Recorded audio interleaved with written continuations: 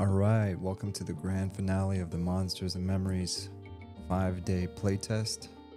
This is Class&Cool, back with another one where we cover classically inspired MMORPGs.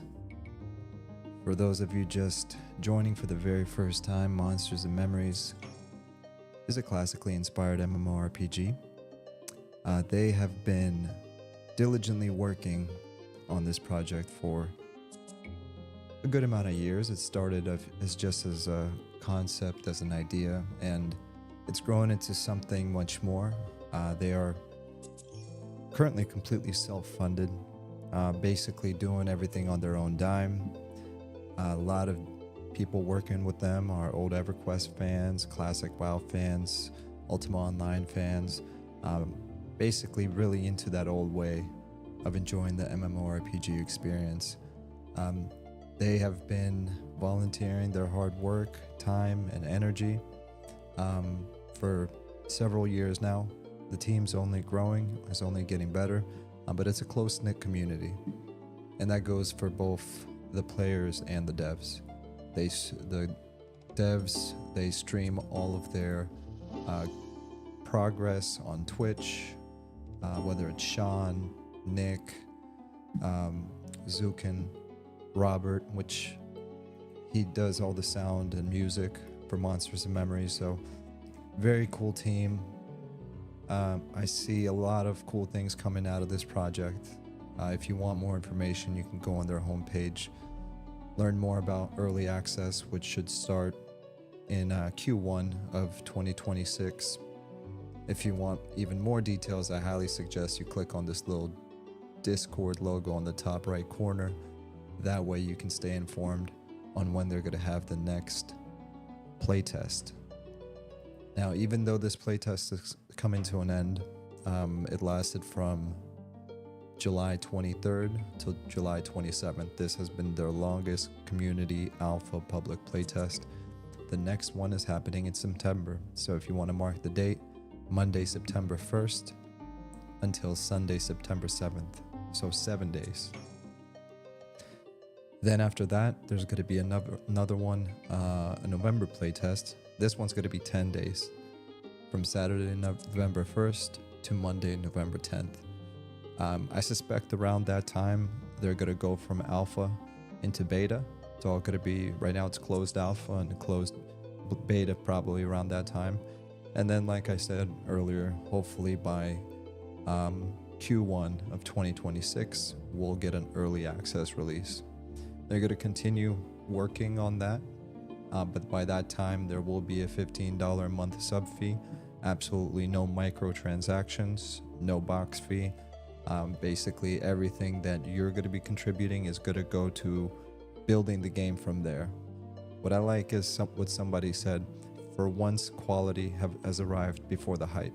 Normally we get the hype first and we see these GoFundMes and all these other ways of collecting money, either through small indie devs or major publishers. In this case, it's been completely flipped on its head. They've taken no donations, there's been no crowdfunding, they've been building this, and basically they've already delivered a product that is fun and challenging and filled with content that we've been testing on these public alpha tests. Normally 3 days, sometimes 2 days.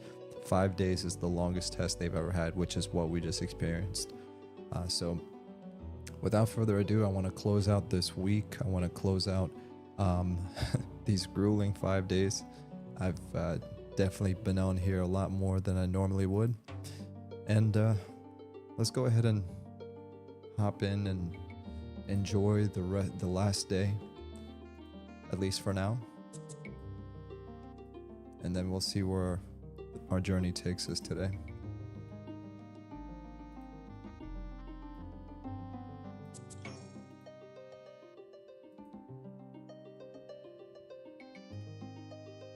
All right, so we are a level 8 now. We made it to level 8. A level 8 Wood Elf Bard.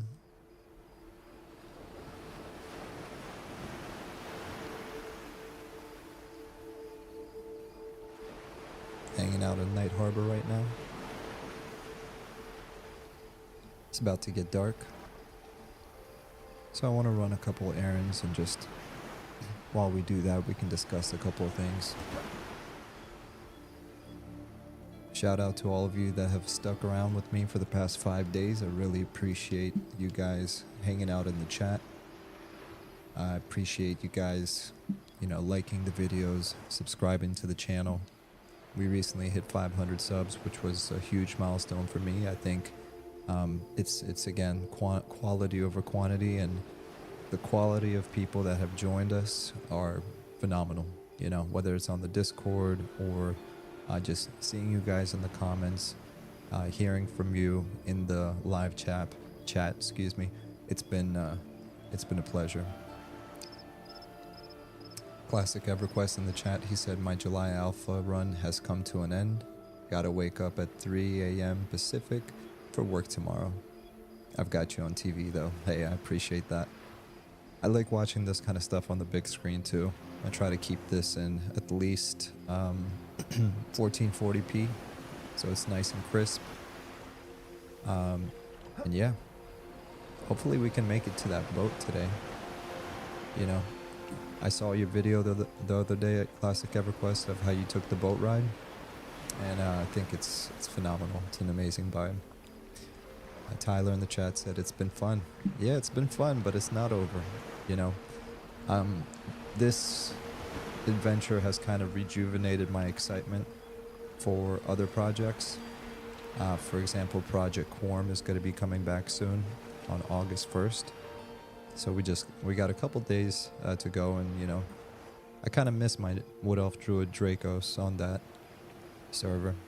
For me, Project Quorum was always basically P99 green with quality of life. I treat it as a classic experience. I don't really know about the add-ons or the additional content. For me, as far as I know, it's vanilla with quality of life, and I've always liked Quorum. I think Secrets did a great job, and it's good to know that now we have some kind of guarantees in place that my character is not going to disappear after a few years, assuming Secrets basically keeps the server up. I have that peace of mind knowing that, the gaming company that shall not be named will shut down that server, and thus I lose all my progress. Alright, so the first stop I want to make is by the blacksmith. Now this is really funny. It's not funny, it's kind of disappointing, but I'm trying to figure out if this is fluke or this is really what happened. So yesterday I was very tired. The first 3 hours were pretty chill. We got chased by some sand giants, accidentally pulled the sand giant onto a group of players. It actually might have been multiple groups, and prompted every single person in that vicinity to have to flee to the zone. Yeah, it was an accident, but I honestly was laughing so hard that I couldn't breathe. It was. If you haven't seen it yet, check it out. I'm starting to laugh just thinking about it. But after that adventure, we got into a group not too far from there, hung out for a bit, and from there we transitioned to where did we transition to? I'm still having trouble remembering the zone names, but essentially from there we transitioned to the other side of the city. It was Night Harbor by the North Gate. And then we were still technically in the vicinity of Night Harbor, and there were some grave robbers that we were going after. I had crafted around 400 or 500 copper throwing daggers, and I'm down to 93, which is the surprising part of it. So this is still the leftover stuff that we got from the spoils of that adventure yesterday. So I want to break down some of this materials. I want to sell what I don't need. And I want to gain some buffer XP. As you can see, I just leveled and then I cut it. Like I said, by the 4th hour, I was like, I'm done. I'm not even gonna. If I sound crazy, it's because I can barely speak anymore. But But essentially, as soon as I dinged, as soon as I leveled, I was like, all right, I'm done. I'm done. I'd like to get some buffer XP just in case something happens today if we don't de-level. Because it is really cool. I got my first charm. So let me see if I can open up 3 of these at the same time. Yes, I can. So this is what we ended up with. Here, let me move this out the way a little bit better. I figured I'd run to the end so I can get my rested buff. Alright, first things first. Aria de Lento. Oppress nearby targets with an echoing aria, decreasing their movement speed by 20% and attack speed. That's key. So it's not just a snare for their movement, but it also reduces their attack speed for 18 seconds, right? So you just keep singing it and then another 18 seconds on top of that, as long as I don't sing a different song. But you can, as a bard, you can twist songs. So you can do one song and then you can do another song and jump back to the first one so that the effects remain. Next one is disruptive riffs. Overwhelm your target with unnerving riffs, dealing 4 damage to 20 damage by level 60, 4 damage by 8, so it gradually gets more as you level up. So let's just say dealing 4 magic damage every 6 seconds for 18 seconds. So standard dot. Okay. And then over here we have Siren's Call. So it's going to be an upgrade to what I already have. And this is Siren's Call.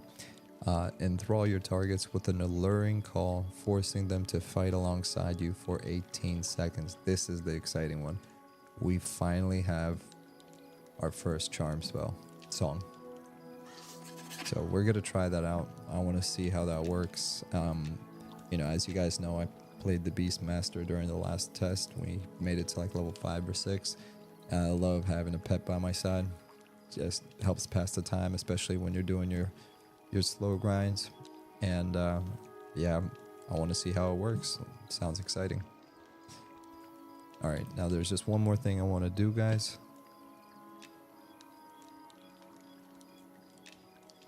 Just turning that up for the stream because, it gets dark at night and I want to make sure you guys can see all the action. Bear with me one moment.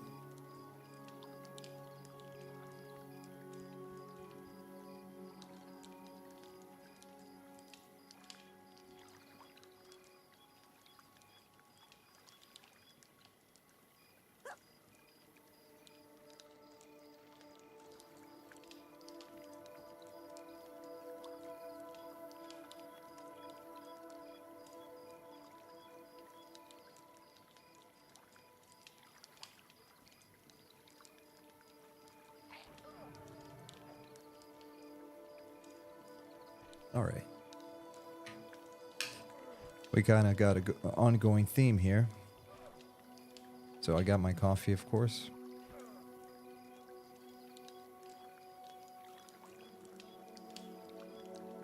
Hopefully we don't do anything crazy tonight and we just finish out our agenda for today, which I'll go over. And then we can say goodbye to Monsters and Memories for now until September, without going too late into the evening. I'm sure we all have work tomorrow. It's Sunday night. For me, at least, it's Sunday night. Some of you are on the Pacific time zone and maybe even further abroad for all my international folks.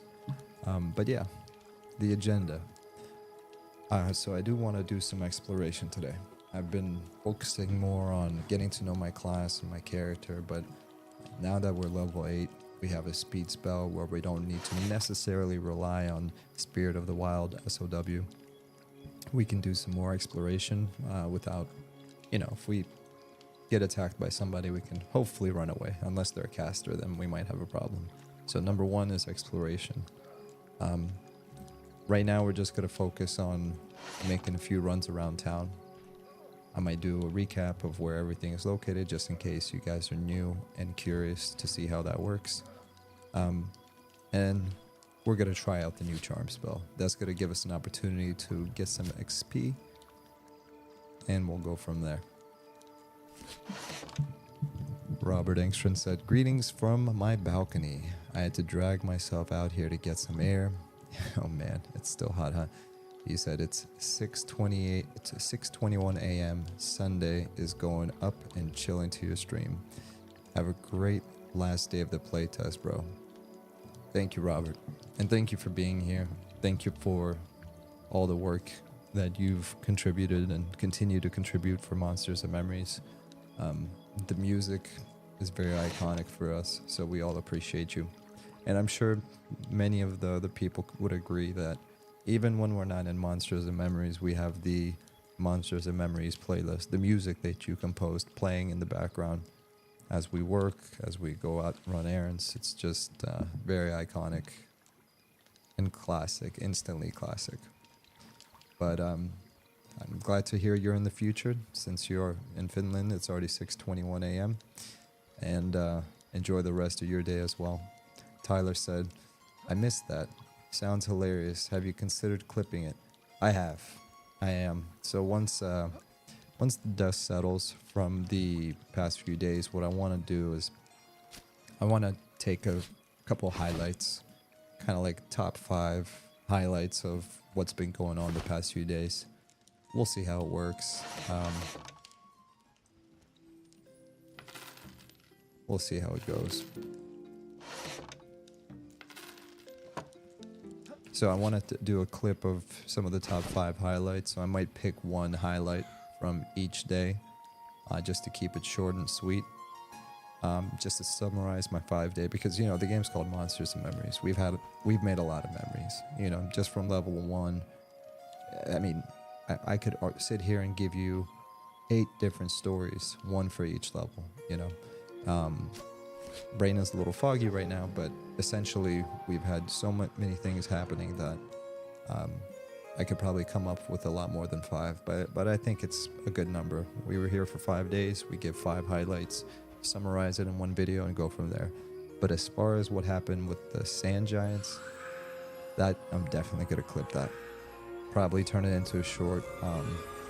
I don't know if it would be better in a short because, you know, of the aspect ratio. I kind of want to show the environment because, I mean, I'll never forget that. And I don't think the people that it happened to, I don't think they're going to forget it either. It was one of those experiences where you remember it from the EQ days. You might even remember it from the WoW days because, you know, I've been bringing up WoW a lot more into the conversation because, I mean, a lot of the people that played EverQuest in 1999, I will say a lot of the developers that worked on EverQuest, when WoW was in development, a lot of those devs were old EQ devs that basically moved on, you know. And if it wasn't for the success of EverQuest, World of Warcraft wouldn't exist today. Like, there's not even an argument to consider the contrary, because Ultima Online wouldn't have been an inspiration for World of Warcraft. EverQuest was the first, we'll call it high fidelity 3D MMORPG with massive appeal back then. So definitely inspired World of Warcraft, and a lot of the devs came from EverQuest that worked at World of Warcraft. So that's why I've been bringing up WoW a lot more lately, because I played WoW. I mean, when it released, I had the choice between EverQuest 2 and WoW, and I did play EverQuest 2. And it was a hard cookie to run. I mean, you had to have the latest graphics card and everything. But for me, what disappointed me about EQ2 is I basically just wanted the same EQ, but with better graphics. Maybe with some additional zones or some additional quality of life, and we didn't get that with EQ2. We basically got a similar experience to what happened to World of Warcraft when they basically shattered the world and kind of rebuilt everything. And I guess that's cool, but it sucks when you can't go back to the Freeport you remember, or a high-res version of Freeport, and kind of get the same vibe at the docks and going to Butcher Block Mountains, or going to Kelethin and the Tree City. Like that, none of that existed in EQ2 originally. I think Kelethin was only added later. It was an expansion about something something fade were. So I mean, I played EQ too. I mean, I tried to get into it, but it just didn't have that same appeal as the original EverQuest. World of Warcraft at the same time, as somebody that played Warcraft 1, Warcraft 2, Warcraft 3, I was a huge fan of the series and the lore and RTS games in general. So for you to say, all right, here's what we're going to do, Mr. Zug Zug, we're going to take you and we're going to throw you into Azeroth and we're going to let you play this game the same way you play EverQuest. Like, heck yeah, dude. I mean, it was awesome. So that was a long-winded way of saying, you know, the inspirations in Monsters and Memories and what we've been seeing, it's not just EQ. You know, I see some people in the comments saying it's just an EQ clone. Absolutely not. There's a lot of things in here that I would argue were inspired by WoW. But for the most part, it's, for me personally, has captured that EQ vibe, classic plus experience that we've always been asking for. All right, so rawhide. It's gonna be hard for me to talk and do what I do. I'm not as great as multitasking as some of the other people, the super professional content creators. All right, so we got a couple swords. We'll sell those. This is all cloth. This is rawhide. So what I'm going to be doing right now is I'm going to be breaking down some of this material so I can get some more rawhide scraps, because I learned my lesson yesterday. I almost ran out of daggers, and I think for me personally as a bard, it's one of my favorite weapons to use. Not only for pulling, but also for everything else that we need. Alright, here we're going to grab some sharpening stones. So we're going to sharpen these weapons and sell them. And then from there we're going to take... Oh, I have 20 rawhide scraps? Dang, I'm rich. Okay, sorry. So we got the sharpening stones for these swords. We had the rawhide scraps for the throwing daggers. We're going to break these down with the skinning knife. Where's my skinning knife? Oh, there it is. It's called a seam ripper. Okay, so we'll do that. We need to grab some wood so we can make campfires. Campfires, man, they were a lifesaver yesterday. The 15% XP boost, I can't believe I went from level 1 to 7 with barely ever using the campfire. Please, next playtest, if you're new, chop some wood, make a campfire, sit there for like 5 minutes as you're resting. It's going to make you well rested. It's going to give you 15% XP boost. It's going to make your life so much better. Don't be like me and just go blind into this world and just messing around. You know what else I just realized? We have a lot of cloth scraps. That's a crazy amount, and I really want to get a bag. Like, I know there's people that make bags, and if you bring them the cloth, they'll make it for you. So if somebody in the chat, I would really appreciate it if you can find out what are the 2 bags that cloth workers can make. I think it's like an 8-slot bag and a 12-slot bag, and one of the bags needs like 36 cloth, I think. That's the question I'm asking. And the other one is like 56 cloth. So if somebody could let me know what that is, I'd greatly appreciate it. Robert Engstrand said, I played EQ2 for a few years, around 2009 to 2011, both PvE and PvP actually. Only time I've played PvP. Oh wow. I don't even remember EQ2 having PvP. That's crazy. I mean, I'm sure it did, but it just wouldn't even think about it. Alright, so we got everything we need there. Peniel.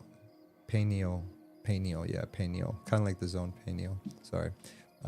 Robert said, running behind the counter to interact with the banker reminds me of Peniel Bank. I like the way you did that so naturally. That's how I do it. I mean, like, everyone stands like there and blocks the way, and I'm always like, all right, I'm just gonna go around everyone so I can have exclusive access to the teller.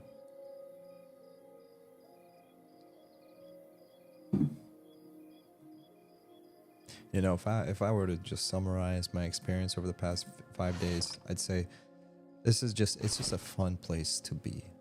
You know, it's a fun place to be, a fun place to exist.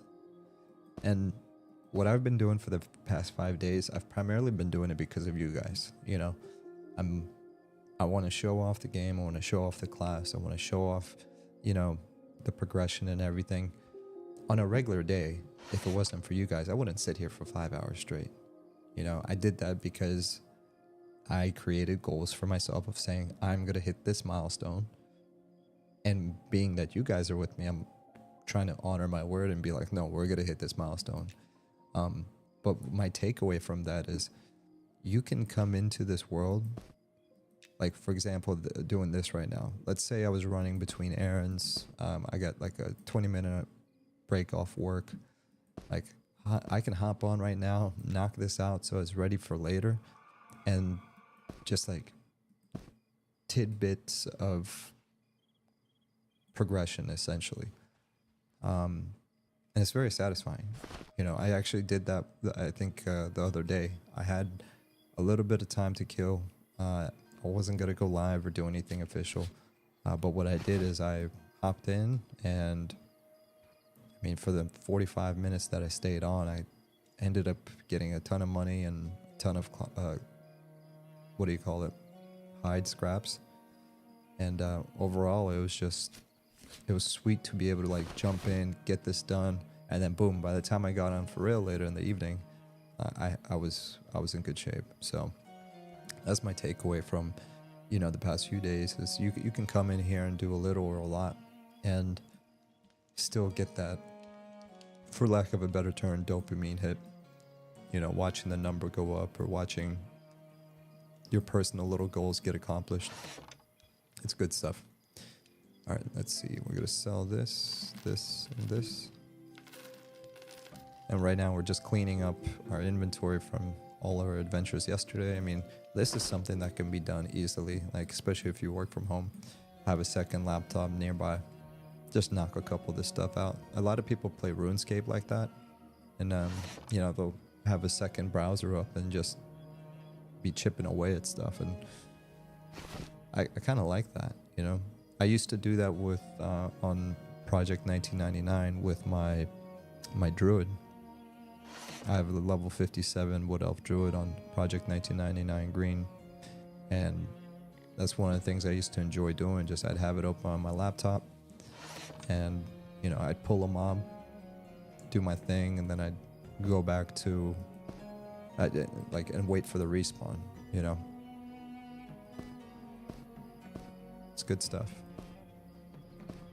So don't think you need to sit here for like 5 hours like I did the other day. You don't, it doesn't require, that's the thing. The best way I would explain it is the game respects your time. What does that statement mean? Respecting my time should mean instant instant raid queues. I want to be able to see a UI pop-up where I can click and join this immediately. That's respecting my time. No. See, my understanding of respecting my time is that the game will reward me with that feeling of accomplishment, even if I come in for 15 minutes. That's what I mean by respecting time. I'm not being forced into a raid. I'm not being forced into end game. I'm not being forced to get to level 60 or 50 or 100. It's saying the journey begins at level 1. And the quests and adventures you have at level 1 are just as significant as the ones you're going to have at level 60. That's what I mean by respecting my time. I love it. That's what EQ did very well. And it also feels good because you don't feel like you're missing out. Like, if with EverQuest, my biggest thing is there's no like real FOMO. Like, if I go to P99 green right now, I'm not going to feel like, oh, I've been gone for 8 months. Now I'm behind everyone. No, I come in, I'm a 57, you can be 60, you can be whatever level you are. You might have another alt that you're leveling in, but I'm not behind.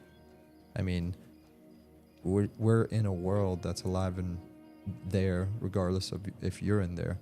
And you can hop in and enjoy it as you please.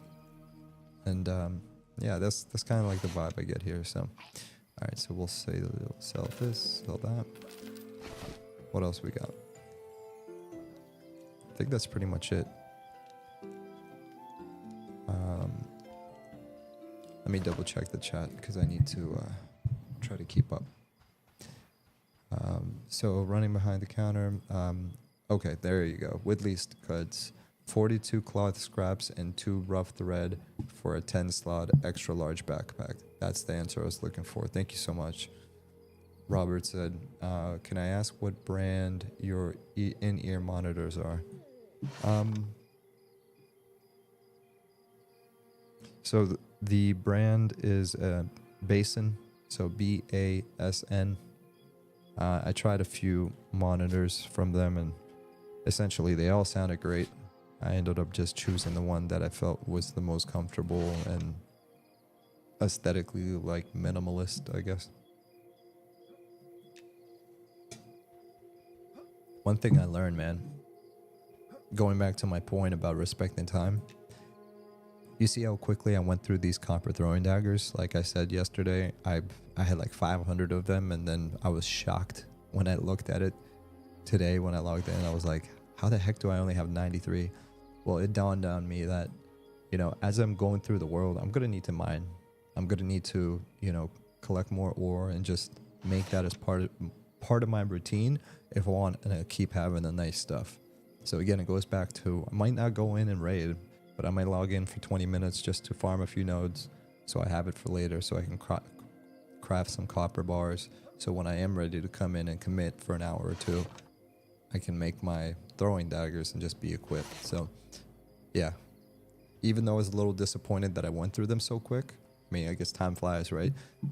It's exciting to know that that's going to be something that I'm going to continue to evolve on from a crafting perspective. Even though I don't play a trade skill person, I don't craft normally, the fact that it's giving me the opportunity to have like best in slot gear via crafting instead of having to purchase it through somebody is pretty cool, you know, because it costs $0, $0.00 to be able to, you know, go mine a few nodes, go kill a few bandits, take their shirts, literally use a seam ripper to cut the seam and collect rawhide scraps. I mean, you just watched me do that process, right?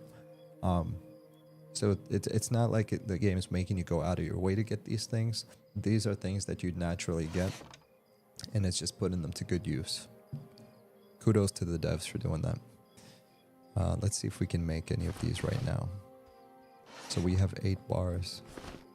And I'm not going to go too deep into this, but since I'm standing here, I might as well craft it so I can show you guys.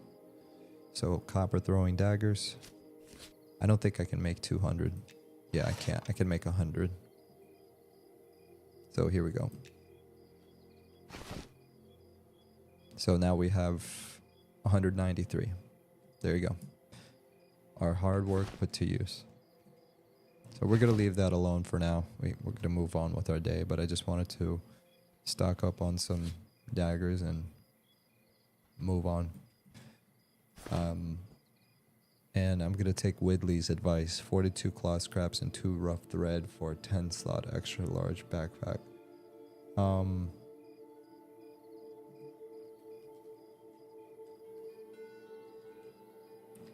Hey, anyone crafting bags or mats?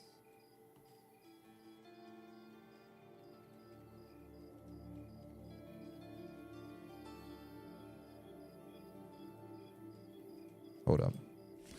How much do I have? Crap, I left it at the bank. I was trying to take Whitley's advice and ask somebody to craft me a bag really quick, but I forgot how much cloth I have. Robert said, can I ask what? Yeah, I answered that question. I wonder if I have like, I have the box right behind me. I can check in a minute.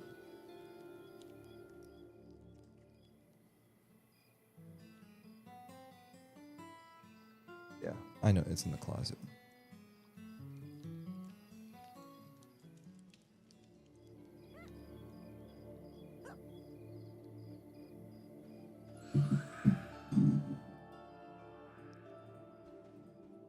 All right, so, oh yeah, I have more than enough. So let's... Hey all, anyone crafting bags from Matt's PST? And... no, please. 2040, 55. Okay, we'll just send that out. Alright, let me check that for you. Hold on.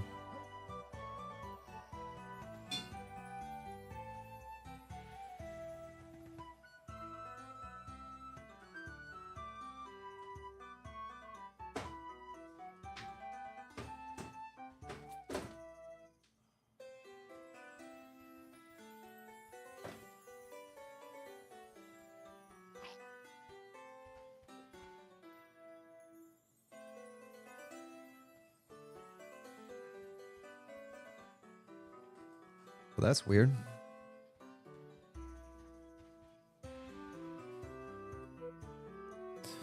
Robert, I'm notorious for saving all my boxes, but I don't see it. I might have it tucked behind some of the other boxes. I'm usually really organized with that. Let's see here.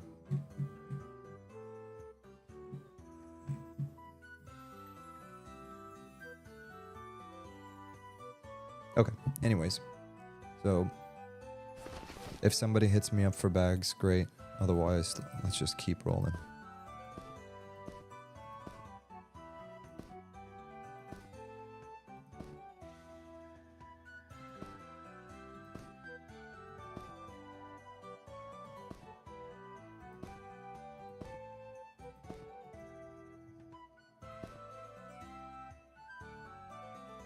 Alright, let's go try that charm.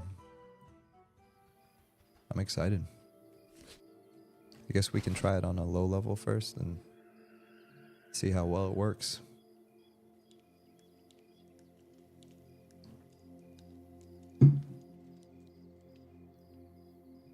Yeah, people in the in-game chat talking about coming from Lord of the Rings Online.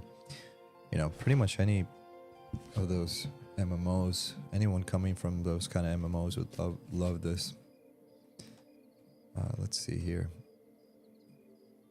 Sorry about that, guys. And I'm just gonna play it off like I meant to do that. I wanted to build up the suspense. Sorry. All right, here we go. Let's go ahead and give it a shot. Liam said P99 Green was finished like 5 years ago, though. Looking forward to this game being launched. Yeah, no, Liam, I agree with you. To some extent, like P99 Green is finished in the sense of there are so many. Oh, you see that? So let's try that again. So do I have to keep singing it, or how do I continue? So he's mine right now. I have the little pet icon, which is great.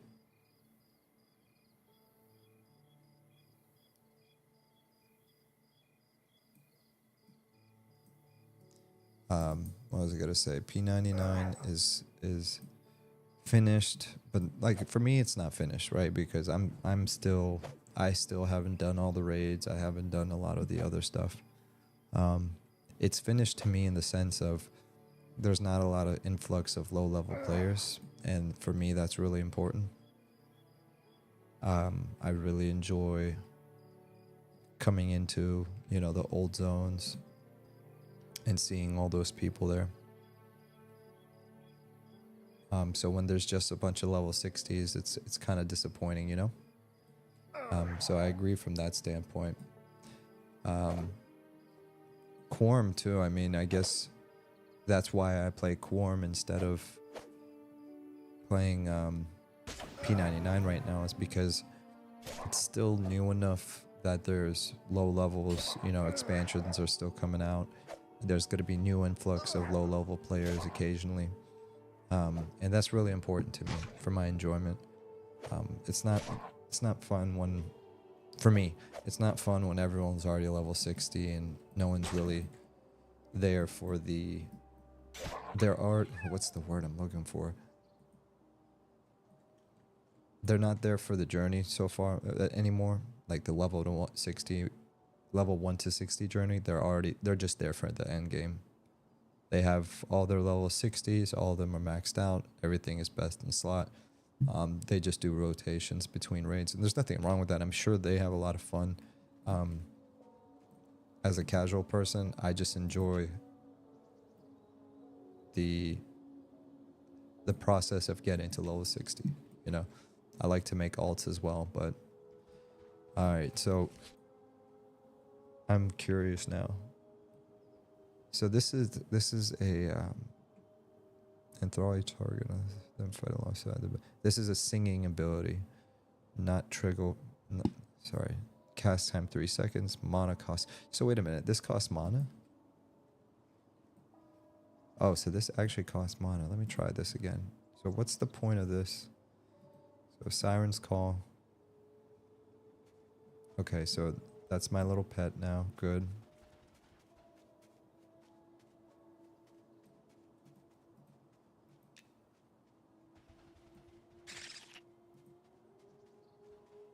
Do I have to like keep casting it or something? So there you go. It broke. Cast it again.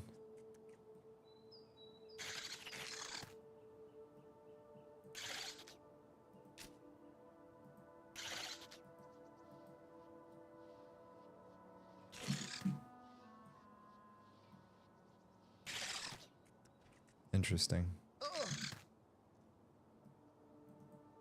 I wonder if that's the intention, or do I need like an instrument to make it keep? So here's what my brain is struggling with right now. The way I picture the charm is that as long as I'm singing that one song, I should be able to keep the pet. You know?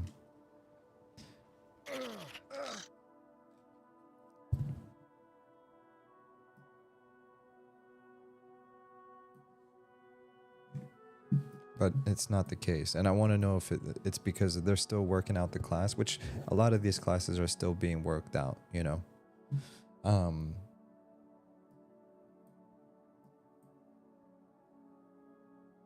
Okay, so there's my pet again. Okay, here you go.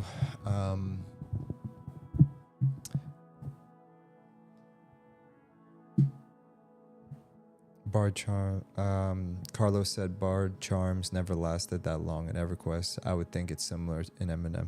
Okay, got it. I mean, that makes sense.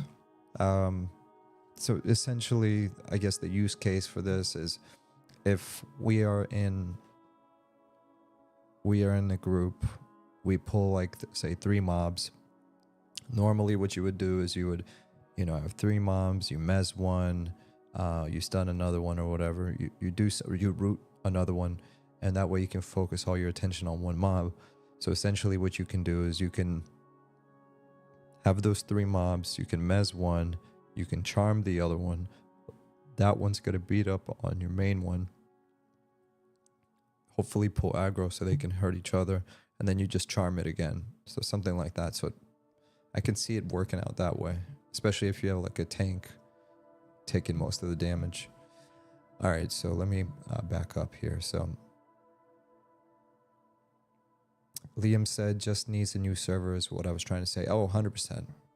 I totally agree with that. I think it's something that I've just been, every time I talk about P99 Green, I say I wish we had a new server. And for me, that new server is Quorum. Quorum is my new classic server for now. That's the experience that I go after when I play Quorum. What I think they could do potentially is I heard this discussed today, but they could combine green and blue. So the P99 green and blue servers could be combined. That would help their population base, and I think that would even breathe some fresh life into that community, because you're basically combining two communities into one. So it, you know, could potentially be exciting. I mean, the only problem might be people that have characters on blue and green and have the same character name. I'm sure there's a lot more than just that to think about, but that's number one. And then number two, yes, just go ahead and launch a fresh P99 fresh start server. You know, I'm one of those people that if I can, I will come back to it so like, let's say a new P99 green started today. I would immediately start playing it, like bar none. I'd drop everything and I'd be like, all right, let's go do this right now. And I'd play it and I'd get to where I want to get, and you know, it would progress. And then if somebody launched another one 5 years later, I would repeat that same process. I would go back, play the low level experience. Like it's not something I'd get bored of. If I was bored 25 years later, I wouldn't be talking about it. People always talk about nostalgia, and by the way, that is, you know, there's two ways of looking at it. Like in a lot of ways, like Monsters and Memories, the initial thing that gets you interested is nostalgia. But that feeling passes and you realize what's keeping you hooked is the gameplay. It's the classically MMORPG inspired gameplay where there's no hand holding and all that. That's what's really driving this. This is not an argument for like, oh, nostalgia and that's gonna fade and you're not gonna be interested anymore.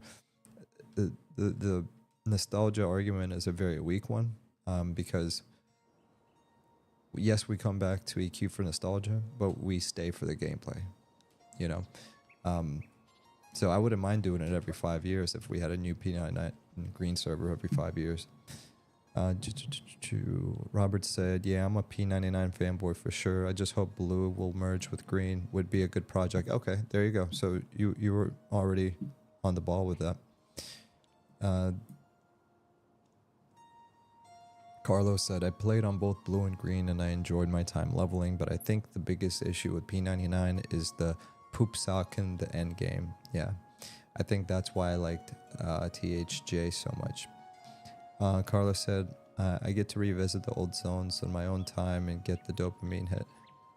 Yeah, and Carlos, by the way, I mean, that kind of stuff has existed for a long time. It's basically a single player EQ experience. I will say the vast majority of people aren't interested in that. It's more of a gimmick, and people will play it if it's available to them.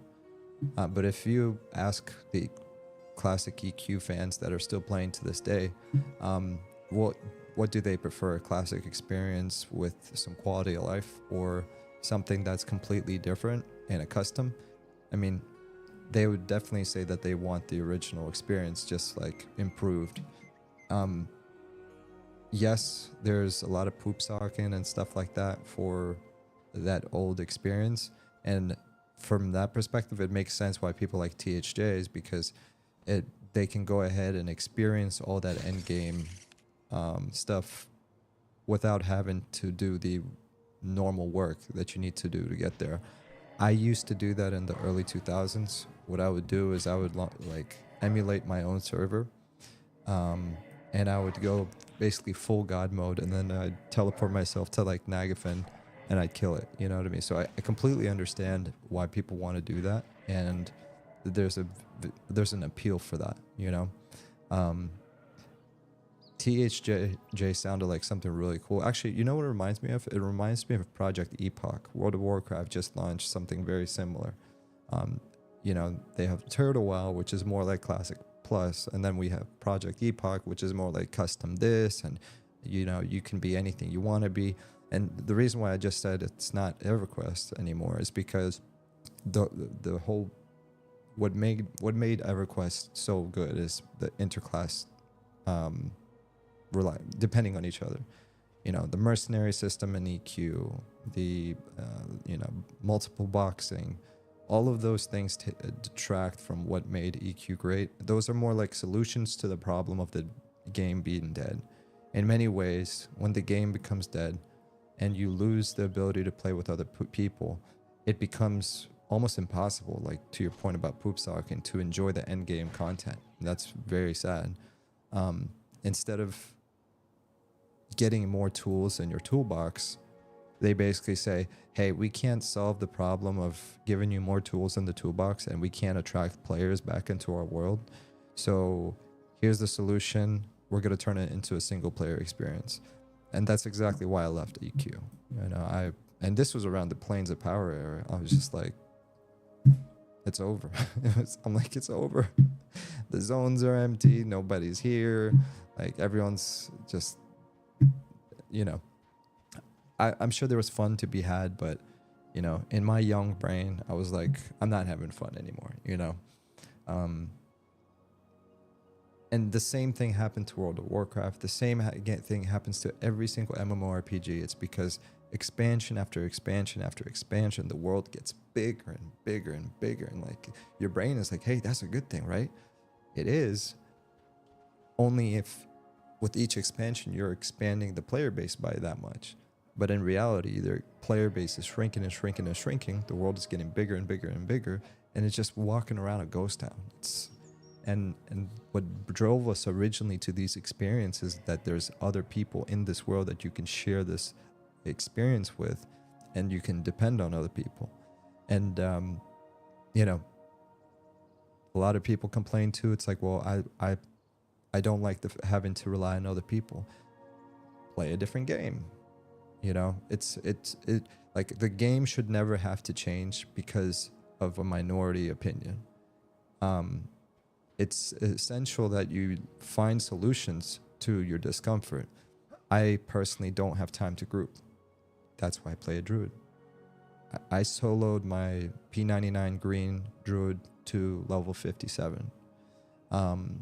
I grouped maybe like once or twice, 3 times. I'm exaggerating, like more than that, obviously, but I never had to depend on it. So, a lot of people will argue it's impossible to play these games because it requires grouping. No, it doesn't. What it does require is some form of human interaction.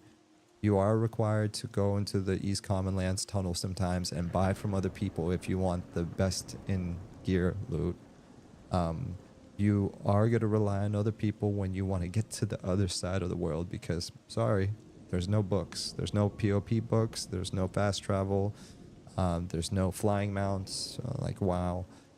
You actually have to engage at least a little bit and type in looking for a port, And I don't think that's a game breaker for a lot of people. Essentially, any argument about and this is not towards you. This is like, I've read a lot of comments in the past. It's like, I'm a grown up. I have no time. I'm so important. And it's like, dude, come on. The only difference between when you were 13 and now is you popped out a couple kids. Instead of going to school, you have a job. And every bit of spare time you do have, you're probably doing stuff you're more interested in than EQ, which is fine. But don't blame the game. It's because you are preferring to do something else. There's always time, Now, if you're being forced into a box where your raid is saying, I need you here for 4 hours, then find a new guild. It's like, it's called, the better thing is to admit that, you know what, maybe I'm a casual player. Maybe I'm not this hardcore player that I thought I was. And maybe I shouldn't be in part of this guild because I can't commit 5 hours. Because I'm choosing to do other things with my life. You know what I mean? So, geez, that went so far beyond, but it goes back to the same point of like THJ is a great experience. It's like, get that quick fix of end game EQ material, but that's exactly my point. I'm not even interested remotely in the EverQuest end game material. That's not what made EverQuest great for me. What made it great for me is level 5, being in the Crush Bone Orc camp, experiencing my first train, and then learning how to pivot and maneuver that. And even still, after 25 years, still getting a thrill from that level 5 experience. Oasis of Mar, fighting the Crocs, meeting new people, and kind of just making those bonds. Where we're finally going from the plateau of the early teens to now we're going into our 20s. You get your first last name and you're starting to make a name for yourself. And then you start getting into, these other groups and these other experiences. I mean, I'm sure if I tried the endgame material on EQ, I would be like, wow, I've been missing out. But what I'm saying is, I don't think we should ever just skip past all that in a new game. And that's why I like M&M, is because they're being very intentional that this game is not built around the end game. It's built around every single moment, every single level. There you go. And THJ is basically an easy way to experience the end game material in EverQuest, which I think is a cool gimmick. And honestly, I would have tried it too if it was still around. I know the servers are up, but to be honest, as far as progression goes, I know if I go start a character right now, you know, that server will be shut down soon, inevitably. There's really no way of winning that lawsuit.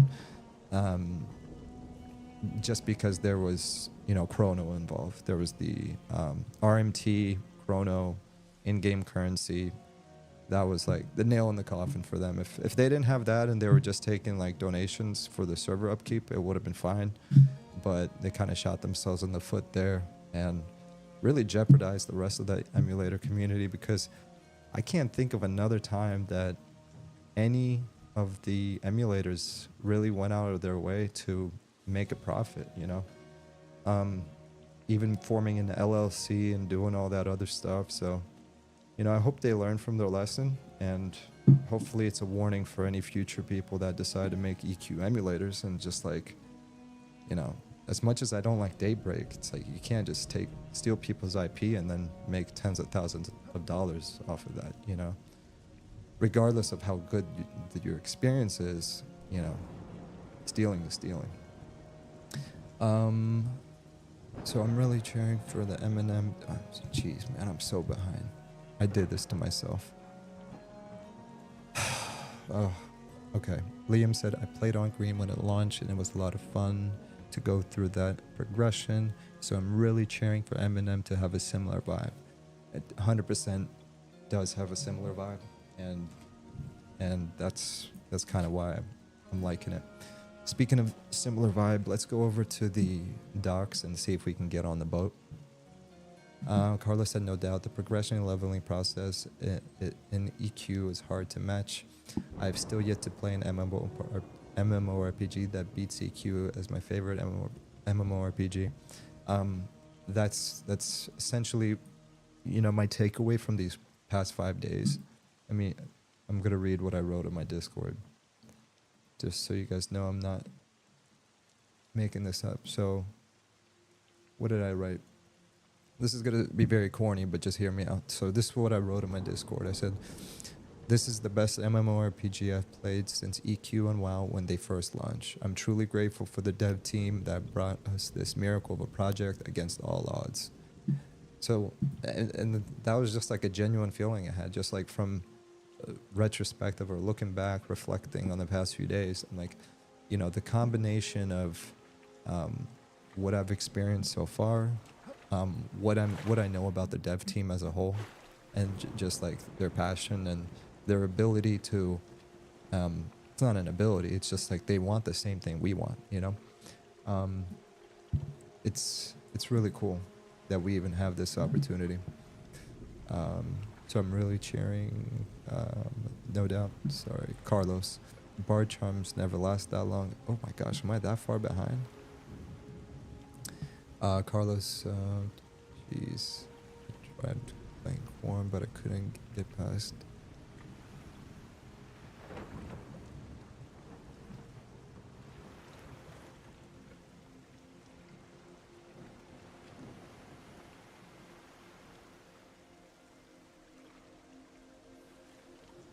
All right, folks, I'm officially fired.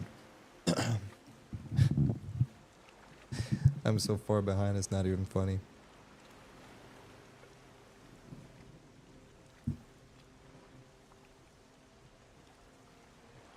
Okay, here we go.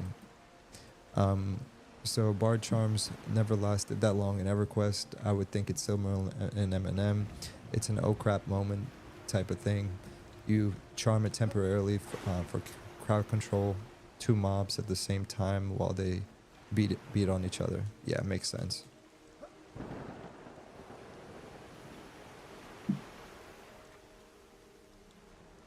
You disabled sound effects, by the way. Not sure if it was accidental. It's Control Shift S. So it's actually just Control S, right? Yeah, and I did turn them off just because when I was doing the charming, I didn't want to go too crazy on it. Control Shift S. I think it's just Control S. So Control S. But my music is still playing, right?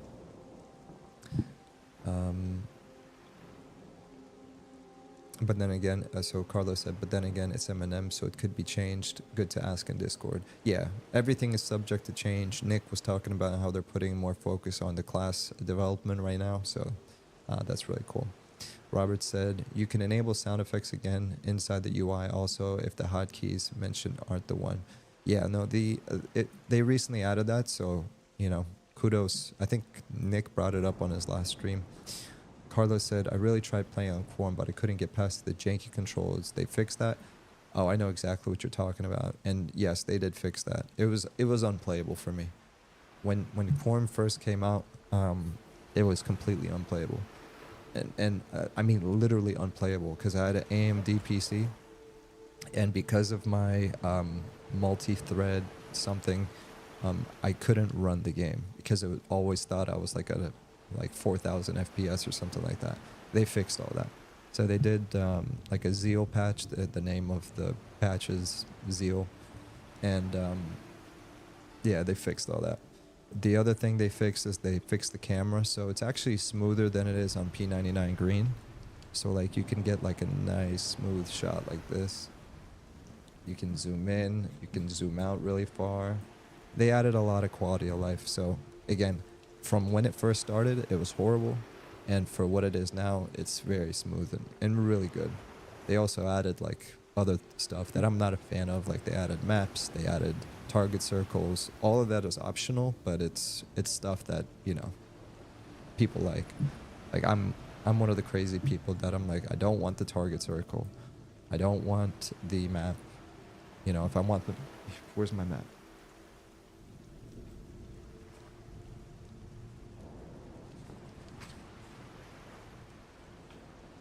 Ta-da!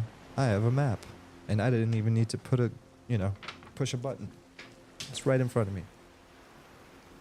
So there's always a map, you know. I'm okay with like an in-game map where it's just showing the basics, but I don't want it to tell me the specific locations of everything, because so far from what I've experienced here, oh look, dang, did you see that lightning? It's been a treat learning where everything is, and now I feel like I'm a local in the city. You know what I'm saying? It's like I know where this guy is. I know him by his first and last name. I know where his wife goes. You know, I got the Fisher woman over here. What's up? How you doing? Good to see you again. It's like I feel like I'm part of the city. Okay. So, after Eminem's release, do you really think P99 will be successful? I mean, here's the thing. After Eminem releases, I'm not gonna have a reason to go to P99. For me, you gotta understand, I played P99 because I want that gameplay and I want that experience. It's hard to say whether or not I'd go back to it after that. Like at that point, I would go back only for nostalgia. I'd just be like, I want my nostalgia fix, and that's it. Because if I'm getting that gameplay from here, and I'm getting all the quality of life, and I'm getting the EQ 1.5 HD remastered graphics we've been asking for, but I can experience it in this world with its own lore, with its own story, with its own twist, then why would I go back to P99 or any EQ emulator at that point? So yeah, I think you're right. I mean, there could be a huge decrease in players on the EQ EMU servers, so Daybreak might get its wish. Not only will the EMU servers get empty, but so will all of Daybreak's live servers.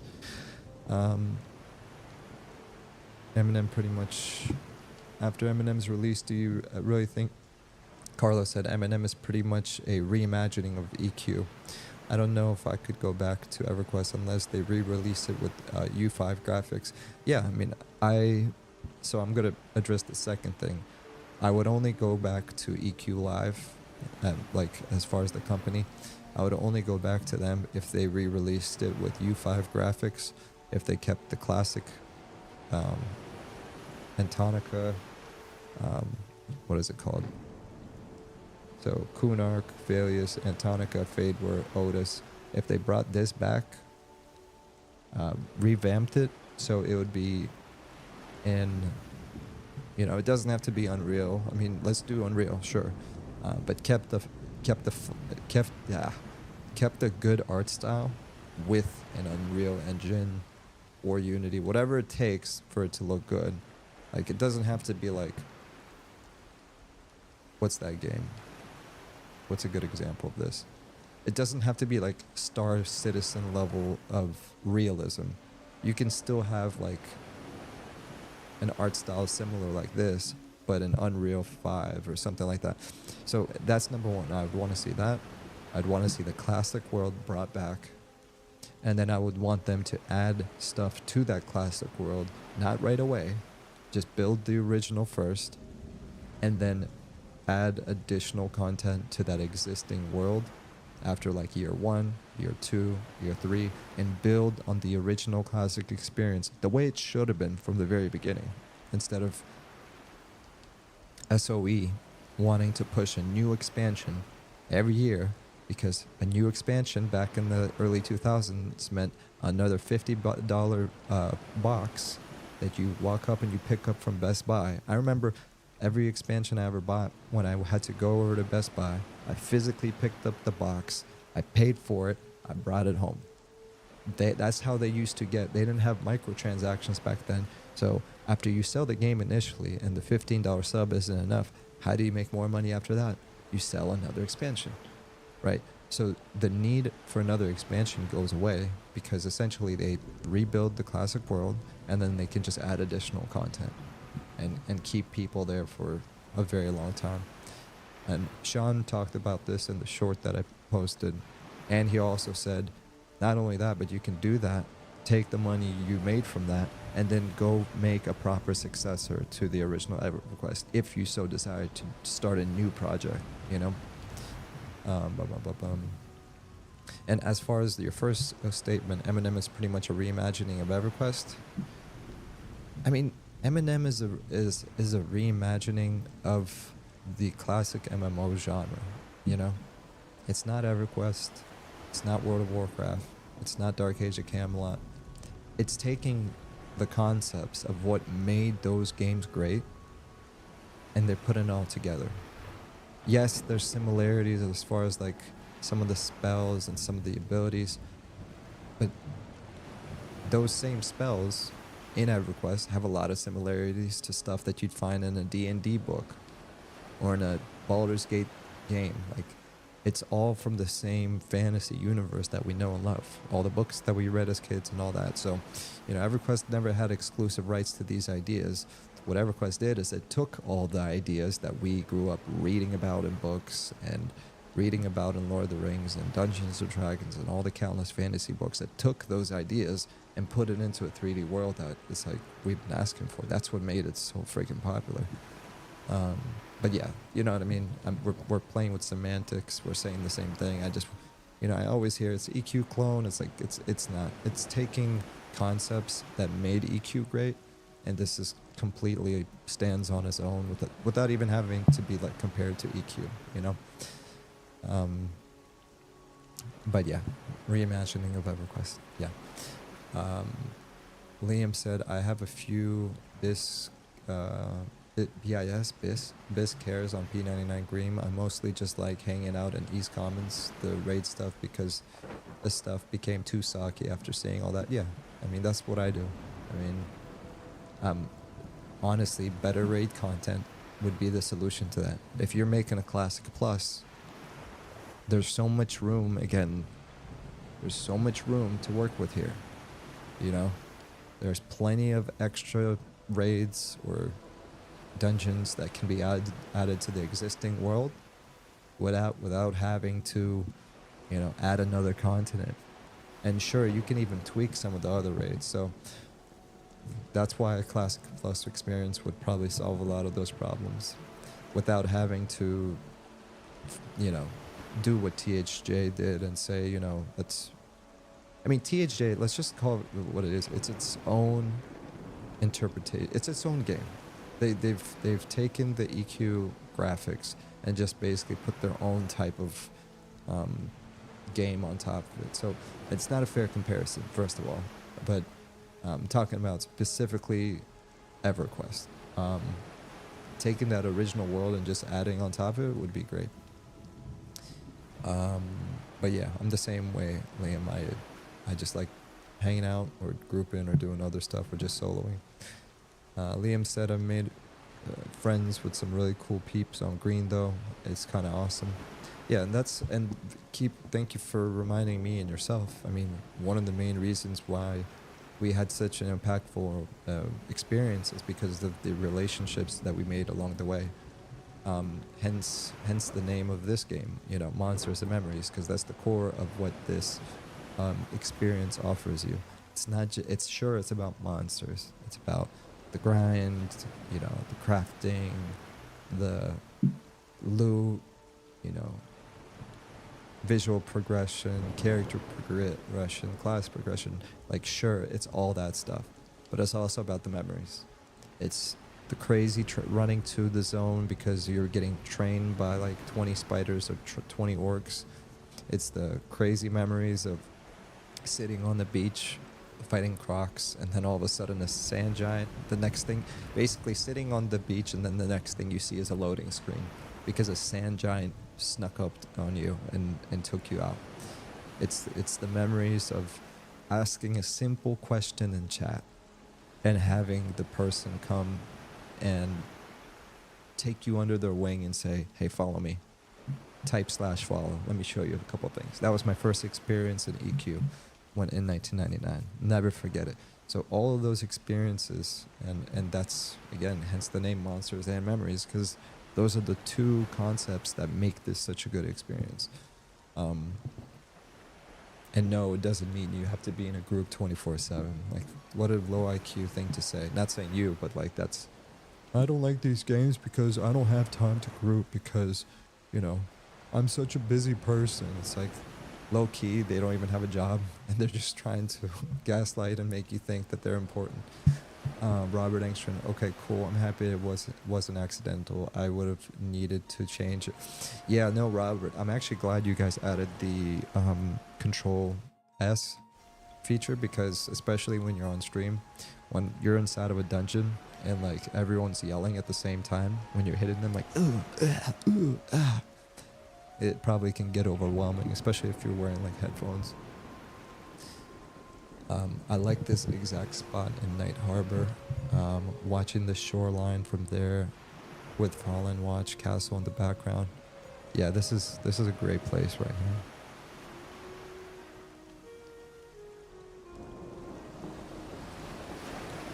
Give me a break. I'm just gonna grab a quick coffee.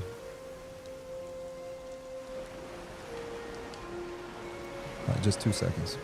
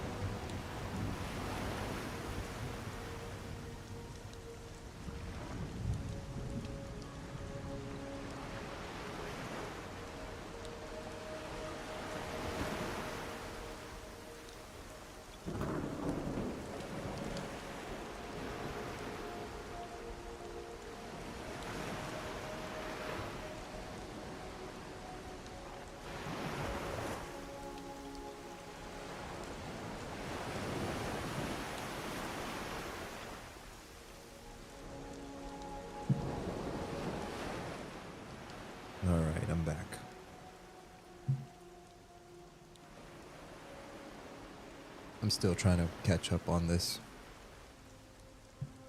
I like this exact spot in Night Harbor, Robert said, watching the shoreline from there with Fallen Watch castle in the background. What I need to do is I need to figure out a way to make my chat a little bigger.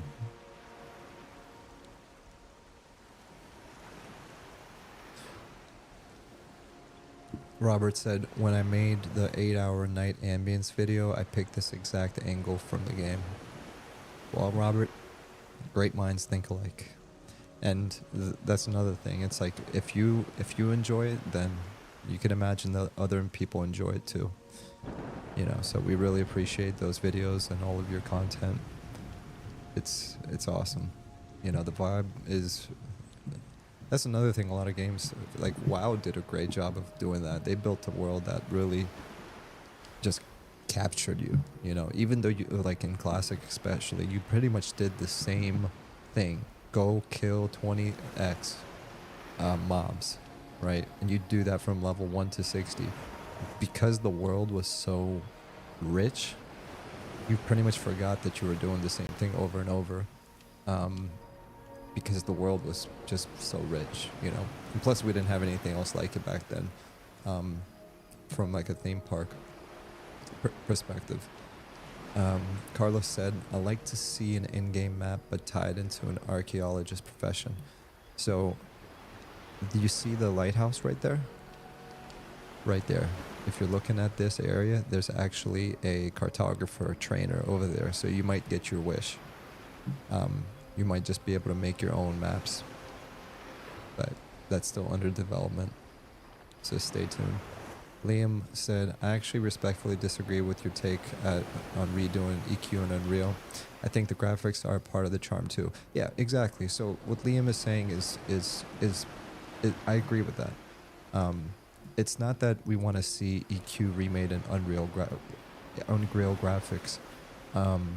To make it look like Star Citizen, to my earlier point, but more along the lines of making it, keeping the charm of what made EQ great, but like, for example, picture in your head right now, close your eyes and picture that this is just a regular wood elf from Kelethin, same exact texture model and everything, and then we're in Freeport right now. You see how the reflection of the torch is on the water? You see the skybox and the clouds and everything like that. I mean, just with those two changes alone, it would transform classic EQ. You know, the way the buildings light up and all that other stuff. You know, it's lighting, it's textures, it's skybox, it's water, it's those things. And I'm not saying you should stop there, but the point is you still need to have like a distinct EQ look. You don't want to go for ultra realistic Unreal Engine, because I think it's going to take away from the charm of EQ. I agree with that, Liam. Carlos said, then you must be a huge Eminem fan. I respect... Okay, this is fun. Hold on. Then you must be a huge Eminem fan. I respectfully disagree with your sentiments as well. I want to see Norath with today's graphics. However, I would like for it to be stylized in Keith Parkinson's art. Well, you guys are both saying the same thing, by the way. He said, I think the graphics are part of the charm too. And then Carlos said, stylized in Keith Parkinson's art. I 100% agree with both statements. And I think Keith Parkinson's art is like, you know, high res, realistic, etc., etc. But I think you can accomplish both things. I'm not saying keep the exact same textures and everything like that. I think you guys are both on the same page. I think if I took Liam and Carlos in a room and you guys were in charge of using the Unreal 5 engine to remake EQ, the healthy balance between both of your inputs would make the perfect solution to a remastered EverQuest, essentially. Because both of you guys are on the right track. Oh, look at that. I'm actually caught up. Holy moly. Yes, we did it. We actually caught up with chat. That's awesome. Alright guys, I've been waiting for this boat for a long time. I'm trying to see where this boat is at. Carlos said, I enjoyed my time in WoW and I enjoyed the world, but WoW felt more like I was playing an MMORPG game, and EQ I felt as if I was living in the world. Great point. WoW felt like you were playing a video game, and EQ felt like you were actually a part of the world. Yep. Which is why I always tell people I'm not really a gamer, because every time I try to play a video game, I'll get a couple hours in, and then I start to feel icky. like, oh crap, what am I doing? I have things to do. I can't be sitting here playing a game. Which is not true. It just has to be a good game. Like when Helldivers came out, man, I was excited to get off work and have like the kids in bed. I'm like, all right, for democracy. But you see what it did? That game immersed me into the world. You know, I felt like I was saving Super Earth. And to your point, that's what EQ does. It makes you feel like Norath is calling you. It's desperate for somebody to help it with all of its different diversity of issues. You know, whether it's the Pantheon or maybe it's the racial conflicts, you know. And that's one thing I really hope that they nail in M&M. I want there to be a racial conflict. I want to be a Wood Elf, and I want to have a beef with the Deep Elves. I want to have a beef with the Ogres. I want to have a beef with the Trolls. I want to go into your city, and I want to pillage the Troll guards and just milk it for XP. That's what I want to do. Just like I did in EverQuest, I want to go and milk I want to milk those trolls for XP, you know? So there's something really powerful about creating a healthy disdain between different fantasy races, right? Like I say fantasy because nobody would agree that in real life any of this is cool. None of that is cool. But in a fantasy RPG, that's part of what makes there be so much character. And by the way, Baldur's Gate, look no further than Baldur's Gate 3. There's a lot of what I'm talking about can be seen in that world. So, I enjoyed my time with WoW, and I enjoyed the world. Robert said, I respectfully agree with me agreeing that you disagree, that you're disagreeing with us, and that makes me respectfully agreeing with all of you. Exactly.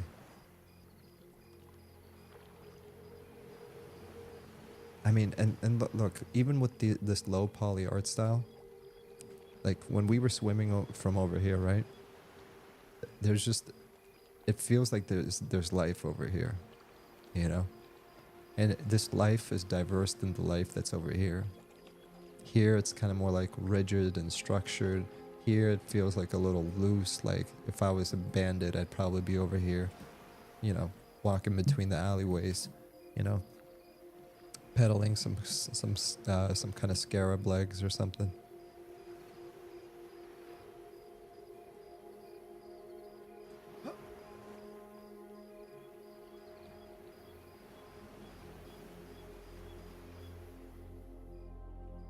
And when I saw this shipyard, it made me think about how I really hope that we can make our own ships. Carlos said, oh, is this a crafting station? It is. Look at this guy hanging out over here on his own. Wood board. Oh, this is a sawmill. Nice. Oh, so this guy got it going on. I wonder what he's got going on, though. Aha. Caught you red-handed, goblin.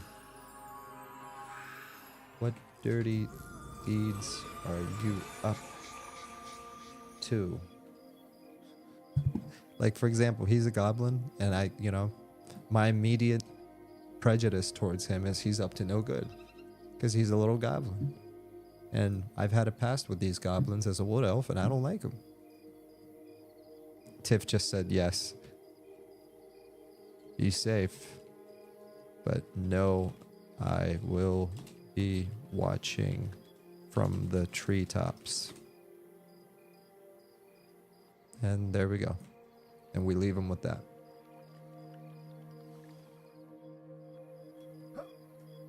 All right, let's go check and see if that boat is back. Oh.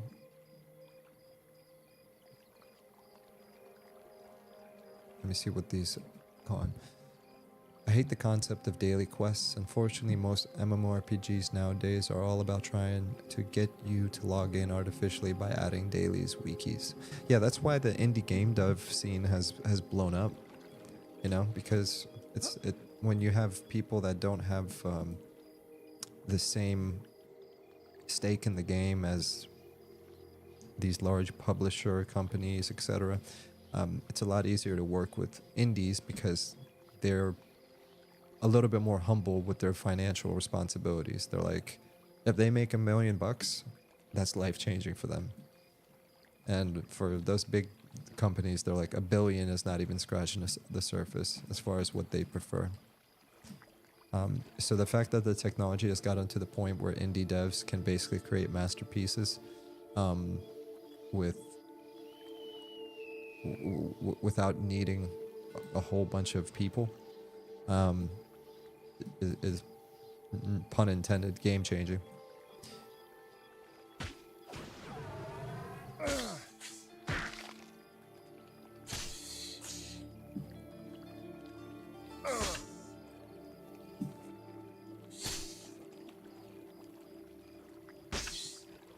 And by the way, I love to do quests, you know, but if that's the only form of progression, then it's good.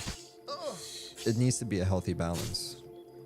Like, I like repeatable quests like the Crushbone Orcs.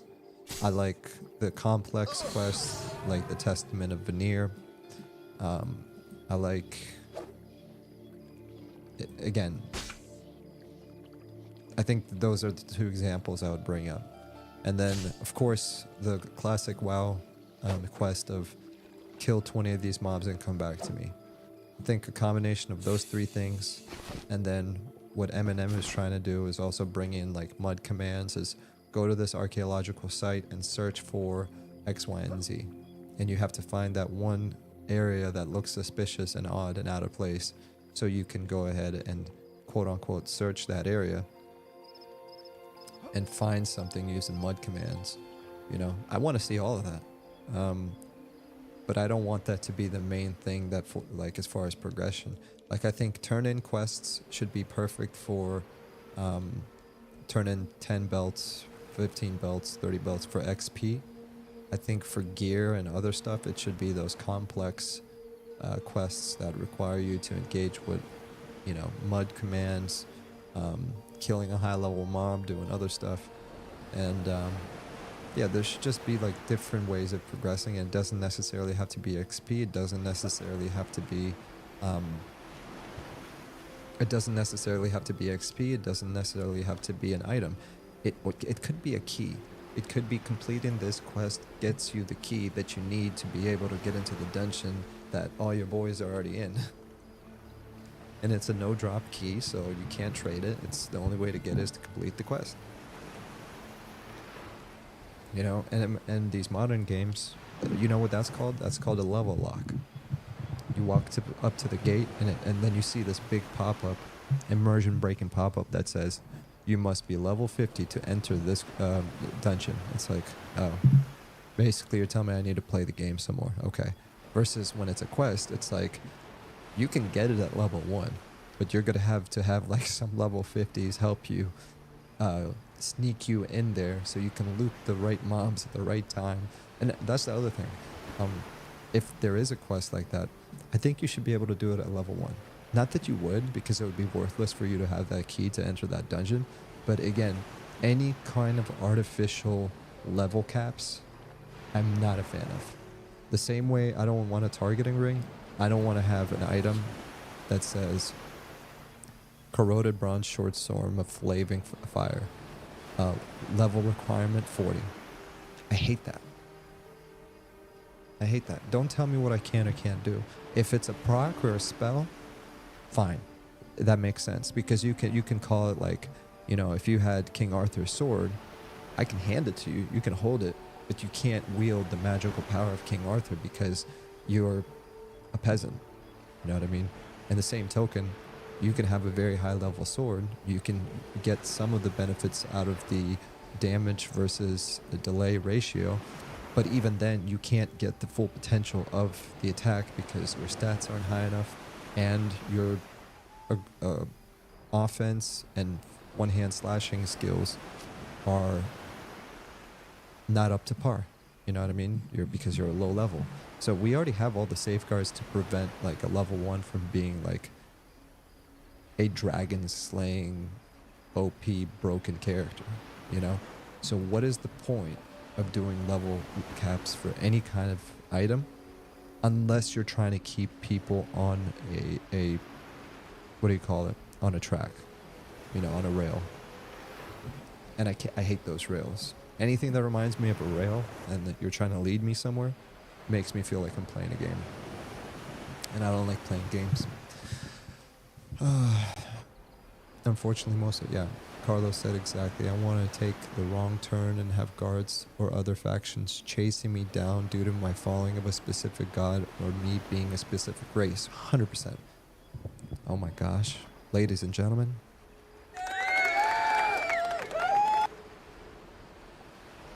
Sergeant Dodger just entered the chat. I haven't seen him here in like 8 months. Good to see you, brother. Crazy nice seeing you.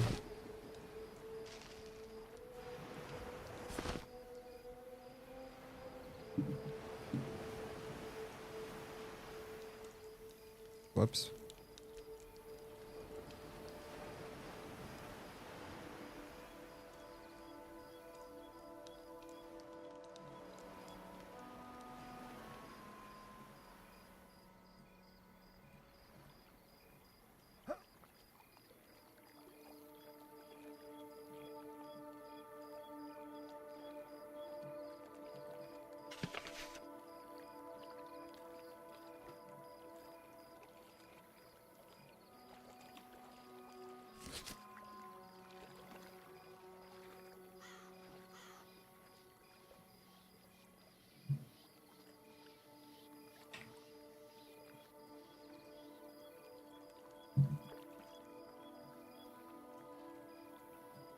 It's crazy. No matter which angle you look at it, it looks cool.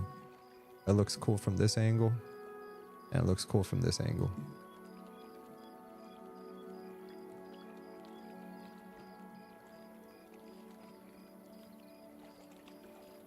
I'm gonna go with this view for now. Alright, I want to get my rested buff. And I want to kill some of these snakes just so I can put some distance between me and level 8. Because I do expect that we might run into what you just said, Carlos, about running into the wrong type of NPC or the wrong kind of race and potentially getting ganked. So I'm going to create a little buffer and then I'm going to go back and try to get on the boat. Is the boat still running tonight? Give me a second, sorry.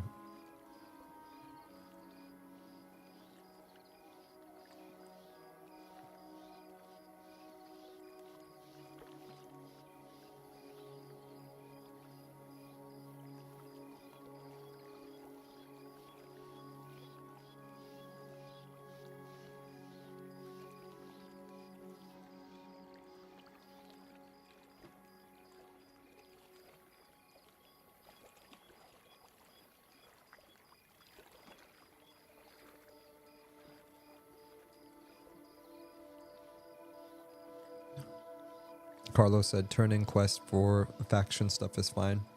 Yeah, I mean, and again, that's kind of what crushed bone belts are. They're great for faction, but they're also good for leveling at an early level, you know? For people that want to skip out on the level 1 to 10 experience, and they can power level. Same way that if I have a druid and you're my friend, I'll probably power level you if you want to catch up quicker. Like, those are all cool ways of you're basically entering a mentorship, so it's still immersive in its own way, you know. Essentially, just let the player have the freedom to make their own choice. Dodger said, "Hey brother, how's your girl?" The wife, she is progressing. You know, it's a long journey ahead. You know, getting a kidney is a very long process, so I'm hoping, you know, anytime a doctor tells me it might be 5 years, I basically say, get behind me, Satan, and believe that it's going to happen sooner than that. But, you know, she's progressing. She's doing well. We're doing what we need to do to keep her healthy. And then once we can find her a kidney, she'll be great. Dissonant riffs. Let's do... Okay. I want to do this again. I hope I'm not doing anything wrong. No, I'm not, because I'm just kiting. This is just considered kiting. Yeah, I'm technically kiting. Okay, there you go.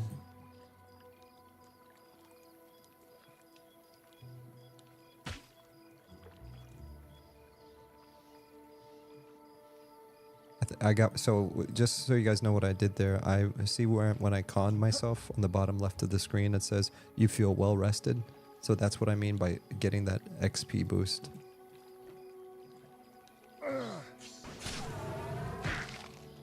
And I love the fact that they decided to let there be mobs within the city that you can fight. You know, whether it's inside of the sewers or in this little water area.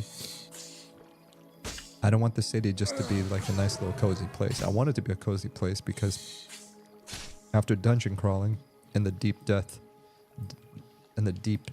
areas of the world, I want to come back to a nice cozy town is what I'm trying to say.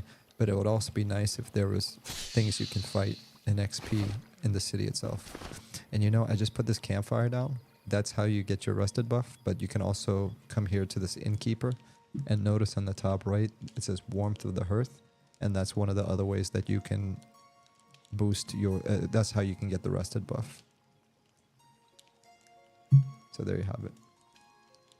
You only have to sit there for like 2 minutes, and then once you have the buff, I don't know how long it lasts, but yeah.